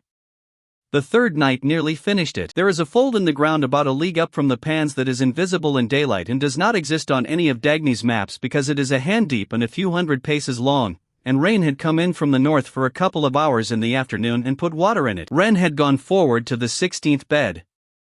I was on the 14th, on my knees, with my hands in the dirt. The front came round behind me down that fold at about the pace of a man walking to a gate he is not in a hurry to reach, and by the time anybody saw it I had 100 paces of it between me and the shoulder, and the wind was off the north so I could not hear Dagny shouting. Estrid picked me up. I do not remember any part of it in the right order. I remember being turned round, and I remember my own knees hitting her hip bone, and I remember that she did not run, because Estrid cannot run, she has never been able to run. She walked through it. 40 paces of knee-deep grey, at a walk, carrying a man, and out the other side and up onto the bank, and then she put me down and stood there while Wren cut her boots off with a pit knife. Her feet were grey to the ankle for a fortnight. She said it was nothing. It was not nothing, and if she had been anybody else in the basin, that would have been a burial. And everybody standing on that bank knew it. That is when I properly understood what her rank was for, and I have never been able to be pleased about it. On the 12th night the head of the front came up over the lip of the old run and into the ring we had made for it, which was a horseshoe of 9 acres of gluttons sown so thick you could not see the ground, with a stake fence round it that would not have stopped a sheep and was never meant to. It went in and it stopped. By morning it was not moving at all. It was lying in 9 acres of the greediest plant in the world and being drunk. And Ivo Gunn stood at the fence with his hat in his hands and asked what we were going to call it. The Byre, said Nessa Crook, and that is what it is called on every map in my country. Gamroke, who was Marta's son and was raised on the hook and had never once set foot in 11, walked his goats down the spine in the second week of the Byre. Can they graze it? Not goats, said Wren. He did it anyway with 4 of them as an experiment. 2 of the 4 are still alive, and Gamroke has never since asked that woman a question without writing the answer down. We took the first loaded crop off the byre on the 67th day. I want to describe this properly because everybody in the loam has now seen a grey brick and nobody outside this basin has any idea what one is. You cut the glutton at the base when the stem has gone hard and the joints have swollen. You dry it a few days. You burn it in a shallow pan and you do not let it flame, and what is left in the bottom is a fine dense ash the color of a rain cloud, and it weighs about 1/3 of what the plant weighed. You wet it, you press it in a frame, you dry it again, and then you have a brick that will not blow away in the scour, will not run in water, will not eat lime, and does not walk anywhere at night, and one man can carry 4 of them. 9 acres of the byre gave us 640 bricks in that first cut. Ivo Gunn built a stack of them by the seathouse wall, because Ivo Gunn cannot see 4 of anything without stacking it, and he laid them in a proper bond with the ends alternated, and people came and looked at it in the evenings the way people look at a river. For 18 months every single thing I had done with the grey salt had been a way of moving it out of sight. It was in the ground behind Gaunt's camp. It was in 40 hollows with stakes in them. It was in the old run. It was in Estrid, and every one of those was the same act with a different address, and I had known that since Cinder, and I had gone on doing it because a man with 2,000 mouths does not get to stop. And now there was a stack of it by my door, dry, dead, in a bond, and I could put my hand on it. Hala came and stood next to me the evening the stack passed 100 courses. It is still in the world, she said. It is. You have not destroyed 1 ounce of it in 18 months. Not one. That is not what I do. I have never once made anything go away. All I have ever done is move it, and the only thing that has changed is that now it moves into something I choose instead of something that chooses me. She put her hand flat on the top course. It is warm, she said. They come out of the pan warm and they hold it for a day. And then, because I was tired and because it was the first evening in a month when nothing was on fire, I said the thing I had been chewing on for a week and had not said to anybody. Ren tasted one, I said. Yesterday. Off the corner, dry. And? She said it tastes like the Wen Valley. Hala took a while with that. Say the rest of it. I do not have the rest of it. I have a brick full of what has been coming out of the loan for 300 years, and I have a woman who can taste which valley it came out of, and there is a man in Vantry with a granddaughter in the Bramley 100 who told me to knock on his door. That is the rest of it, said Hala. Not yet. Nobody knows how to put it back. Taking it out of ground has never been the problem. We have been doing that with women for 3 centuries. Nobody has ever once had 1,000 tons of it lying in a stack where you could get at it with a spade. Behind us, on the shoulder, 9 acres of the Grey Mother lay in the dark being eaten alive by a weed, and in 9 days the crown of the loan was going to open 6 gates and put the whole basin under 4 feet of brine. Peck brought them down the spine on the 68th night, and he did it because a boy of 15 who has been passed over for a stave will take a stranger's hand if the stranger asks him a question nobody else has bothered to ask him in a year. Sark had gone up to the hut to look at his new warden's rock. He had spent a few days there being agreeable to Gaunt, and somewhere in those days he had found the one person in that camp who was angry with me for something small. He did not ask Peck to burn anything. I want that said. He asked Peck what the Dirk man was doing with all that ugly weed, and where he kept the seed, and whether it was in one place or several. One place. Of course it was in one place. It was in a dry stone building with a slate roof at the head of Bull Row that Evo Gun had built to be the best thing in the town, because seed is the only thing in a country like ours that cannot be replaced by working harder. 40 men came down the cut at the 3rd hour with the wind behind them. They did not come to the wall. They came round the outside of it to the north corner, where the seed house gable stands proud of the wall by 6 feet. Because Evo Gun had wanted the door where the carts could reach it. I got there in my shirt with half the town and there was nothing to do at all. You cannot put out slate and stone and 15 tons of dry seed and straw. There was no water above the wellhead and no way to lift it. We stood in Bull Row in a line passing bowls of water up towards a building that was throwing sparks a couple of 100 feet in the air, and we knew we were doing it for something to do with our hands. 14 generations of work. 68 days of Ren on her knees in a bed with her nose 4 inches from the dirt. The whole sewing. Sark sat on his horse out on the cut where the firelight reached and let me see him. That is the thing I have never been able to make anybody understand about him. He did not have to be there. He had 40 men and a warden's patent and the whole crown of the loan behind him, and he came out and sat where I could see his face, in the light, and waited. Because 18 months earlier he had chiseled my name off a door and I had given him a note about the North Cellars, and a man like Sark cannot leave a thing like that alone. He needs the last word, and he had ridden 9 days to come and collect it. I walked out to him. Nobody stopped me. Solveig came 6 paces behind and stayed there. He looked down at me and asked the question he had been carrying since the yard at Vantry. What are you now? And I stood in the light of my own seed store going up and gave him the same answer I have given every single person who has ever asked me that, from the first morning at the tooth to the day the crown came to my gate with its hat in its hands. I grow things. He waited for the rest of it. There was no rest of it. There has never been any rest of it, and I watched him understand it. He had ridden 9 days for a sentence he could have had by asking anybody in the queue. And then I turned round and walked back into my own town and left him sitting on his horse in the dark. They burned the seed house and rode away up the cut. They did not touch the wall, the wellhead, the beds or the byre, and they went round the grey brick stack without looking at it, because it is a stack of bricks. It is the only piece of luck in this entire story, and it happened because the most valuable thing I owned looked like a pile of rubbish, which is a lesson I have applied to a great many things since. Pack came back at noon. He walked down the spine in daylight past everybody who all knew by then, and came through the cart gate, and stood in the middle of Bull Row in front of the black hole where the seed house had been, and waited. Jem Toll got to him first. Jem, whose girl is in the wall. Somebody took the pit hook out of his hands, and I am glad I do not know who. They put him against the wall. It took Solveig about 4 seconds to get between them, and she did it without touching anybody, which she can do now, and half the town stood in that street and shouted for the better part of an hour. Hang him.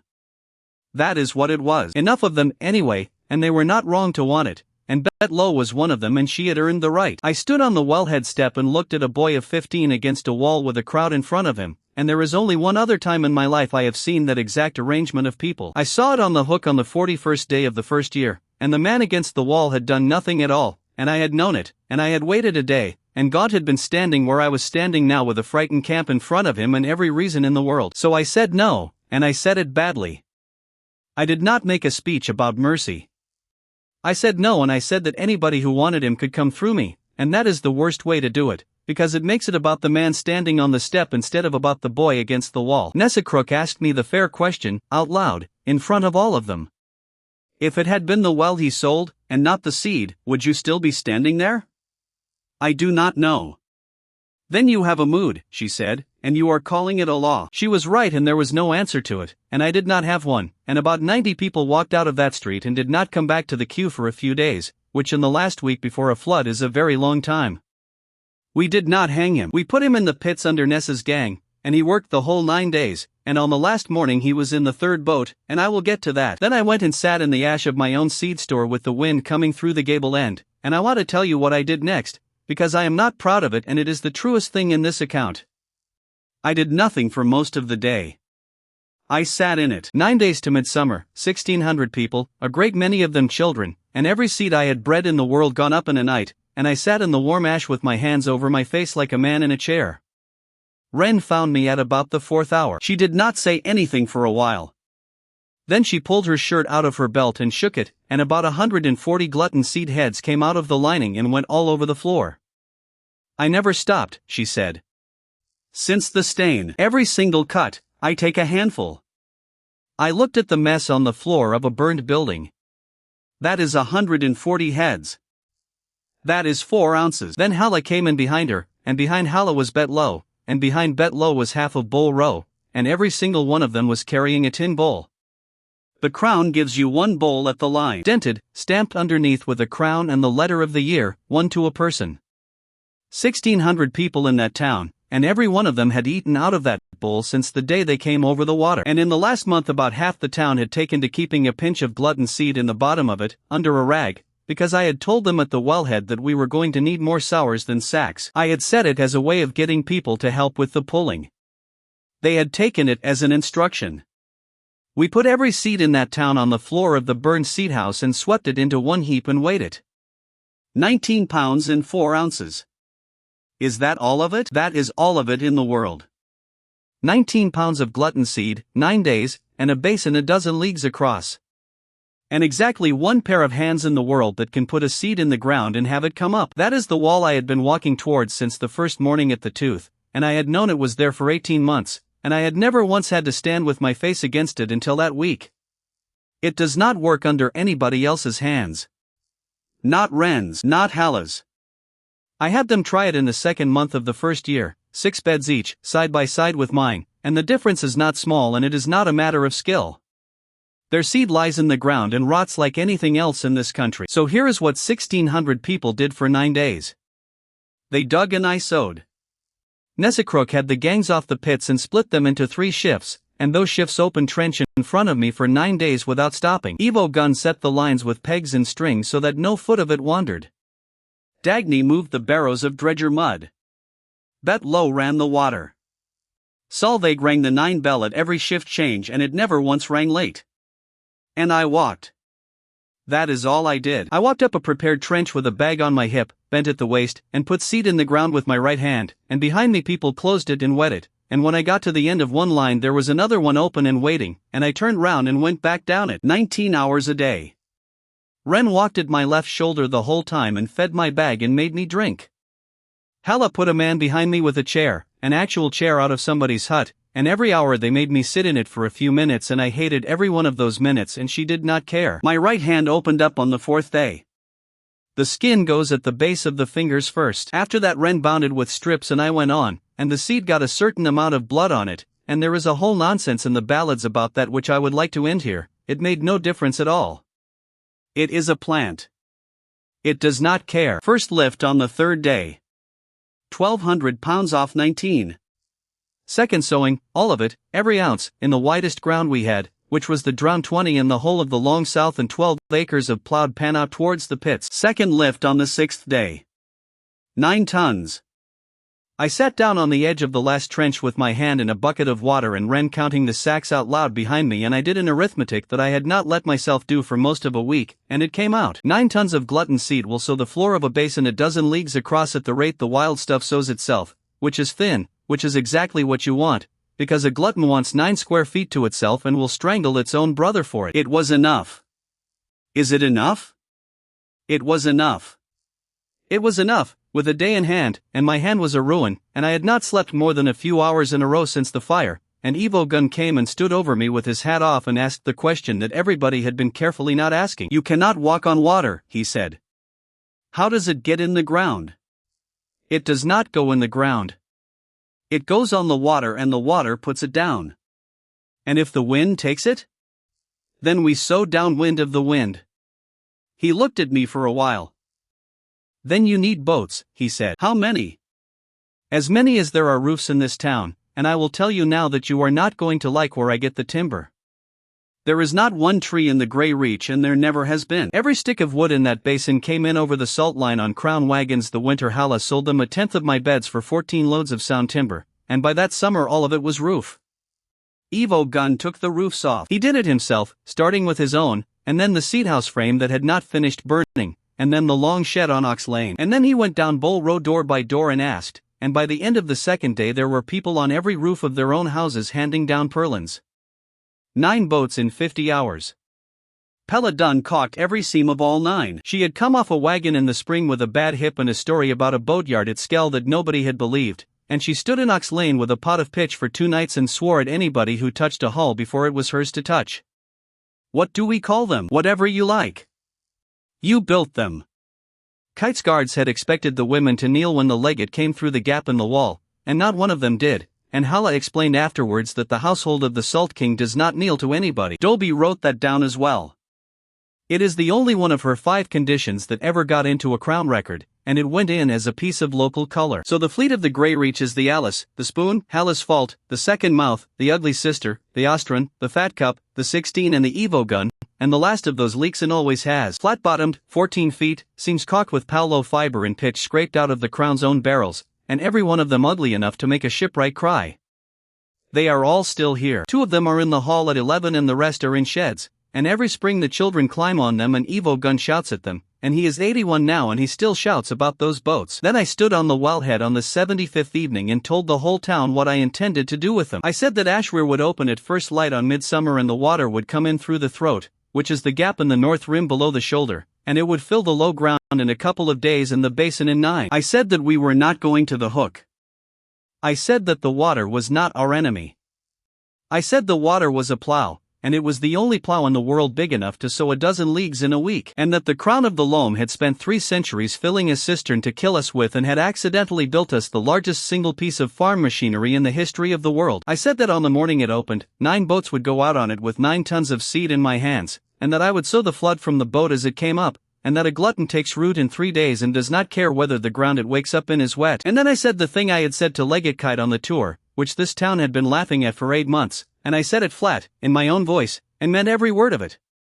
A bed likes to be worked before it is wet. And I said the part they were all waiting for, which is that a flood that comes through a gap in one rush does not spread, it runs, and a run would pile it against the south rim in 40 hours and drown us all in the dark. And that the difference between drowning and sowing was somebody standing in the throat holding the water back to a walk for 9 days. Nobody said anything for about the count of 10. Then Hala stood up on the step next to me, in front of 1,600 people, and said no. She said it out loud, flat, the way she names the order. She said that it was the stupidest thing she had ever heard a clever man construct. She said that there were a few hundred children in this town and that a rock with a spring on it was a couple of hours away and that the man asking them to stay was the man who wanted it to work. She went through it in front of all of them for a few minutes and she did not leave one weak place unpressed, and I stood there and took it. Because every word she said was correct and because the 5th condition means she has the right and because I had asked for exactly this 18 months earlier without knowing it. And when she had finished she turned round and picked up a seed sack off the step and put it on her shoulder. I have said my piece, she said. Now somebody get me a boat. 406 children went up the spine to the hook on the last evening, with 372 of the oldest and the ones still being emptied, and Bet Lo walked at the front of them and came back down alone at midnight because she had said she would. Gaunt met them at his wall and took every one of them and did not say a word about it to anybody, then or since. Whatever else is true about that man, he kept his side of a thing he had every reason to enjoy breaking. 900 and a handful of people stayed in 11. The throat is a gap in the north rim 210 paces wide with rock shoulders on both sides, and everything that comes into this basin from Ashwar has to come through it, and Dagny had walked it over and over in a few days and knew every stone. We built the weir out of grey bricks. I would like to be able to say that I saw it coming. I did not. Evo Gun came to me on the 7th evening with ash all over him and said the sentence that saved 900 lives, and the sentence was, "What have we got that water does not eat? Stone gets undermined. Earth washes. Lime dissolves. Timber floats, and we had turned all of ours into boats." And there was a stack of 640 bricks by the seed house wall, made of the one substance in the world that does not run in water, does not blow away, does not rot, and eats lime instead of being eaten by it. I had been walking past it every day for a week feeling clever about it as a symbol. We cut and burned and pressed for a couple of days and nights. That put another 1,300 on the stack, and Nessa Crook's gangs carried 1,900 grey bricks 2.5 miles up the shoulder to the throat. And Evo Gun laid them in a proper bond, footed on rock, 4 courses at the bottom and 2 at the top, with a spill lip cut low in the middle so that it would never be a dam. Not a dam. He was very clear about that with everybody who would listen. A dam breaks. This was a comb. It was there to take a river and turn it into a wide slow nuisance, and if it did that for 9 days it had done its whole job. Ashweir opened at first light on midsummer morning. You cannot see it from the throat. What you get is a sound, and the sound arrives before anything else, a long low knocking that comes up through the soles of your feet from 3 leagues away, which is 6 sluice gates the height of a house coming up out of their beds one after another. Then the birds went. There are 14 kinds of bird in that basin and all of them left at once, and I have never seen the sky over the reach look like that before or since. Then the water came through the throat at about the 9th hour, and it came through brown and roaring and full of the rubbish of 100 years of standing behind a gate, and it hit Evo Gun's comb and stopped being a river. It went up the face, found the spill lip in the middle, and came over it in a sheet a hand deep, and spread out on the flat below in a wide brown fan, and it walked. It walked. Slow as a man going to a gate he is not in a hurry to reach. The whole thing worked for half a day and then the water rose behind it and began to work at the north shoulder where the bricks met rock, and at the 2nd hour of the night the west end went, and 30 feet of comb came out in one piece. I was on the water when it went. I heard it and could do nothing at all about it, and that is the worst few minutes of my life, and I was 2 miles away sitting in a boat throwing seed at a flood. Astrid was on the shoulder with the brick gangs. The gap was 30 feet and the water was going through it in a chute 2 feet deep, and the whole west end of the comb was starting to unzip, brick by brick, the way a bad seam does. To close it you had to get 4 bricks into the chute against the flow, and each brick is 90 pounds, and there is no man alive who can stand up in 2 feet of water moving that fast. She went in. She was full. She had 8 blessings in her, and she had taken herself off the order in front of 300 people so the beds could go under the weed, and grey salt in a body and crown brine in a channel are the 2 things in this world that cannot be in the same place. Ren was screaming at her from the bank. I have this from a handful of people and every one of them tells it the same way and none of them can repeat what Ren was actually saying. Astrid walked out into the chute with a brick under each arm and set them. Then she went back and got 2 more. Then 2 more. 16 trips. It burns white. That is what the ones who were holding the lamp say. It does not look like a burn at all while it is happening. It looks like the water is putting a white glove on somebody. Is she out? She is out. That went along the shoulder from lamp to lamp in the dark and came back to me on the water an hour later, 3 words at a time, the way everything traveled that week. She closed the gap and Evo Gun's people got 4 courses over the top of her work and she came out of the water and sat down on a rock and looked at her arms. She did not make a sound. Astrid has never once made a sound about anything that has been done to her, and I have decided that this is not strength, it is a habit she was taught in a kitchen, and it is the thing about her that makes me most angry with the world. Her arms were white to the shoulder for most of the season. She has the marks now.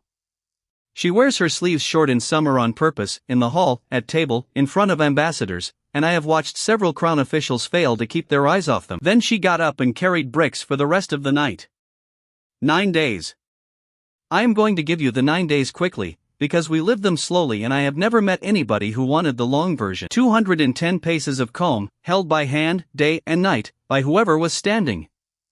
Solveig had the shifts. Nobody worked longer than a few hours in the water and nobody was allowed to go back in inside 8, and she enforced that with her voice for a couple of 100 hours and lost it entirely on the 6th day and went on giving orders in a whisper that people ran to hear. Hala ran the food.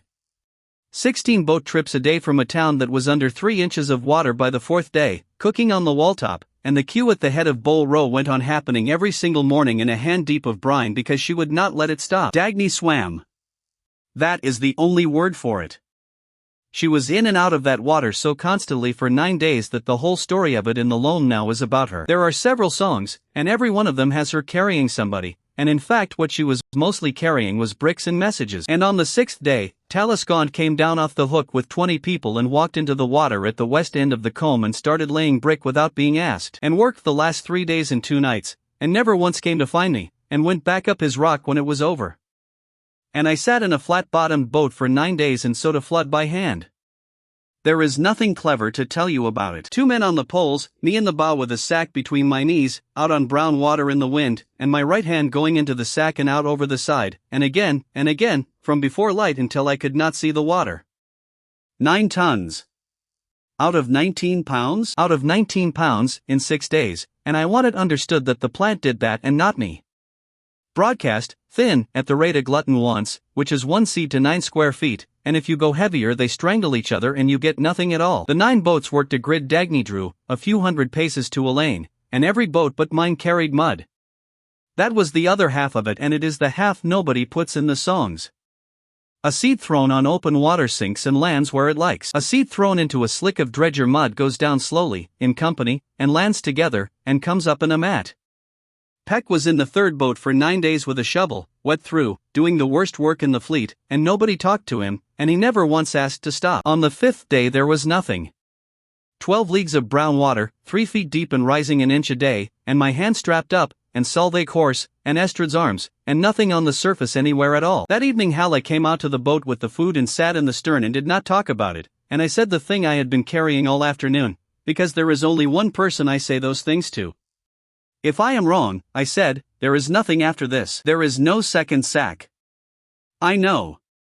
Cinder had a man with hands like mine and Cinder is a floor under my field. I know, said Hala. That is why I said no in front of everybody. And then I picked up a sack, and now we are both in a boat, so eat this while it is warm. On the 7th morning Wren stood up on the walltop in a hand deep of water and started hitting the 9 bell with a stone. Green. Not much. A haze on the surface of the water out towards the long south, a shine that is not the shine of water, and by noon you could see the shape of it, and by dark it was a mat you could have laid a hand on. Gluttons float when they wake up. They put a mat of hair root down into the water and hold their heads up in the air and grow sideways, and they will do that until they touch bottom. And the bottom is a dozen leagues of the richest, filthiest, most poisoned floor in the world, and by the 9th day there was one on every 9 square feet of it. Ash was shut on the 9th day at about the 4th hour of the afternoon, because a cistern that has been filling for 80 years is still only a cistern. The knocking came up through the water. The push against the comb slackened, and Solveig, who had a voice like a hinge by then, put a hand up in the middle of 210 paces of brick and told everybody to come out. 900 and a handful of people had gone into that flood and 904 came out of it, and the 7 are on the north end of the line wall with the others, and the arithmetic of that is what it is. The 5 of them came up onto the shoulder together, which was an accident of the shift change and not a piece of theater, and stood at the top of the comb looking out at a dozen leagues of water with green on it. And the thing in my head, which had been silent for 9 days, put up 5 lines one after another. Hala. Carry rank, SSS. Wren. Carry rank, SSS. Dagny.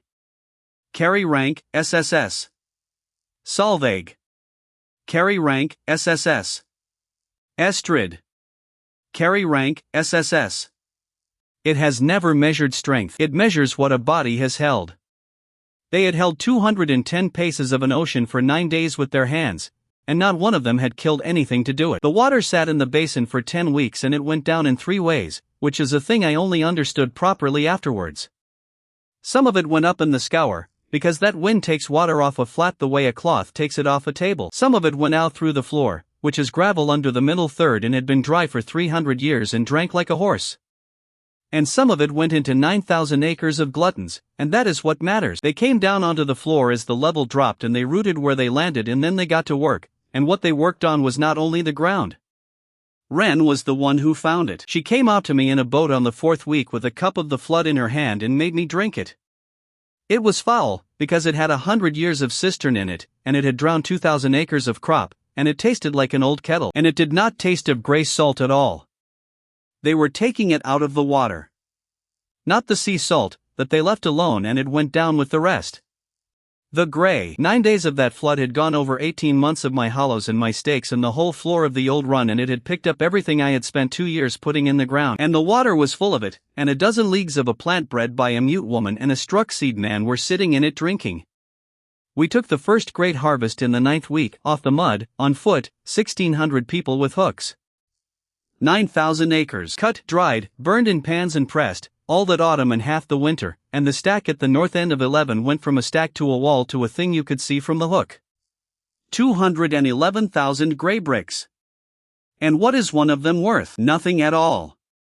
That is the number we have for the first harvest, and it is the last time anybody bothered to count them individually. Here is what a gray brick is worth. Nothing. It is dead weight, it cannot be eaten, burned, planted or worn, and if you break one up and scatter it you have simply put the whole business back where it was. Here is what the seed is worth. That Nivelle took the first sack over the line in the 11th week, on her own horse, without asking anybody's permission, and rode a few days to the north end of the Wen Valley, where her mother's people had been growing gray-hearted onions on ground that was on its 3rd year of 1 part clean in 5. She sowed 6 acres of the worst of it. It came up in 19 days, because in the loam a glutton grows at the speed of an ordinary plant, and it does not need my hands out there, because ordinary ground is not trying to kill everything in it. In the spring they cut it, burned it, and put the ash in a cart, and Vel's cousin took his plow over the 6 acres and put in onions, and they came up white to the middle for the first time in 11 years. Corwin Vel put the plow over that ground and Nora Culm ground the crop at the Coldharbour mill and would not take payment for it, and the two of them fell out about that in public and have not spoken since, which in the wind counts as a celebration. Did it work? It worked on 6 acres.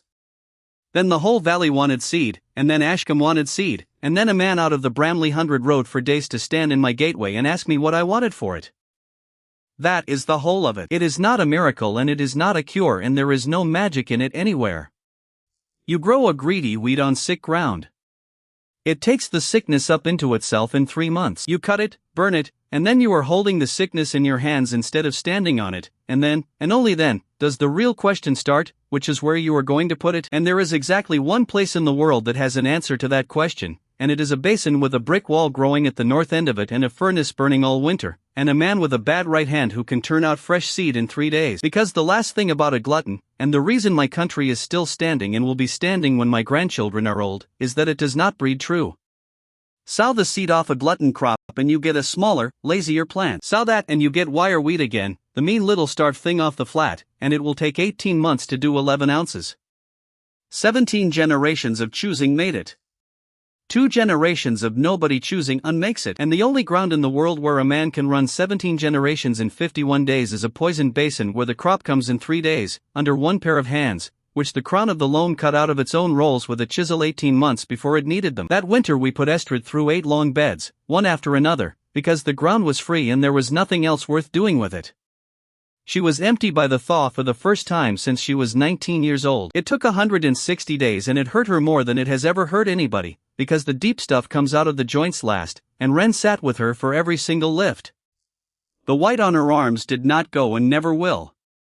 She still wears her sleeves short. Auberon Pyle came back down the cut in the 3rd week of the 3rd spring with his riders, Weirmaster Lang, and no hat in his hands at all this time, because by then there were 4 loam valleys growing gluttons on Vel's seed and every one of them had come up clean, and it was in the mouth of every miller between Vantry and the sea. We sat him down in the hall at 11, which had a roof again by then, and put a bowl in front of him. A tin one, dented, stamped underneath with the crown and the letter of the year, exactly like the one they gave me on the towpath the day they threw me out of the world, because we had 1,600 of them and it was what we had. He looked at it for a moment and then ate what was in it, which was potato and lantern and a piece of hard cheese from the hook, and he ate all of it, which I noticed, and so did every person in that room. Then Halla read him the terms. Not me. Horror. She was the one whose name is in the box with the ribbon on it in Vantry, and she stood up at the head of my hall with her hands perfectly steady and gave the crown of the loam 5 conditions, in order, out loud, and made them say each one back. 1. Fresh seed goes over the line every spring, out of 11, from these hands. It is not sold by weight and it is not sold twice, and any house that sells it takes the whole of its own crop back here to be burned.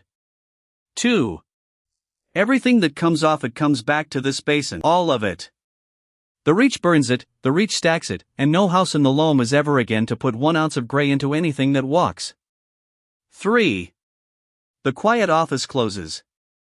Almanor has 51 women on his roll. They come here, at the crown's cost, in crown wagons, on the road the crown built, and they are emptied here and they are free the day they arrive. 4. Ashweir comes out. Not shut. Not sealed and guarded by a warden who reports twice a year. The 6 gates come out of their beds and go on a cart to 11 and Evogun will decide what they are worth as scrap. 5.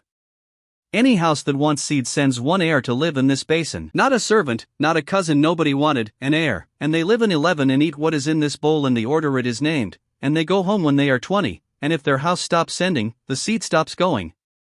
There was a long silence in that hall. Weirmaster Lang stood up and said that the 5th condition was hostage-taking and that no crown in the world had ever agreed to such a thing. Halla said that the crown of the loam had been taking hostages out of the north for 300 years and calling them maids, and that this time they would be fed properly, and Lang sat down. Almanor came out himself that autumn with the first of the wagons and would not get down off the box. 51 women went past him into 11 over that winter, and he sat up there watching them go by, and Sepha Crow, who was third off the 3rd wagon and had been on his rolls since she was 12, stopped in front of the horses.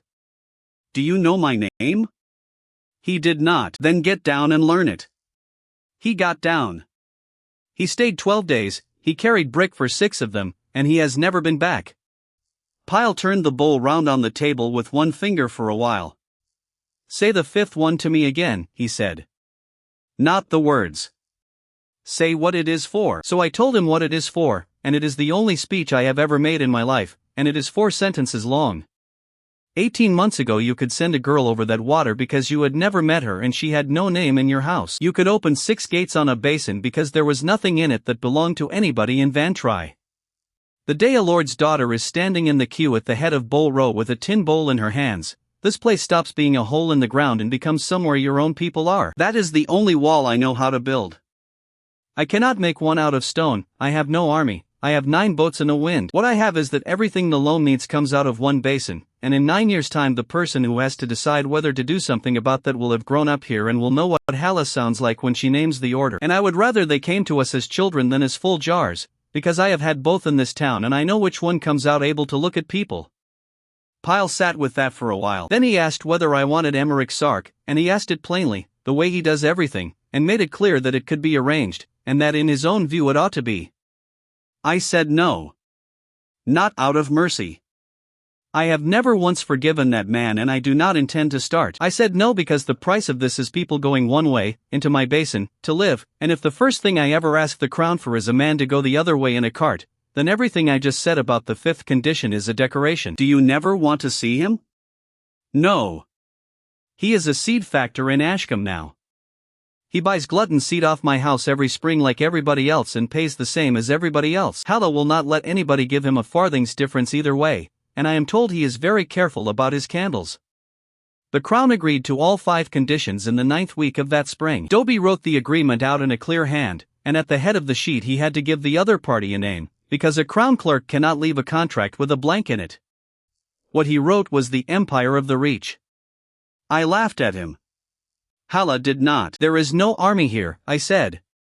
There is a brick wall nobody would bother to attack and 9 leaky boats. Then you have never once understood what makes a place impossible to take, she said.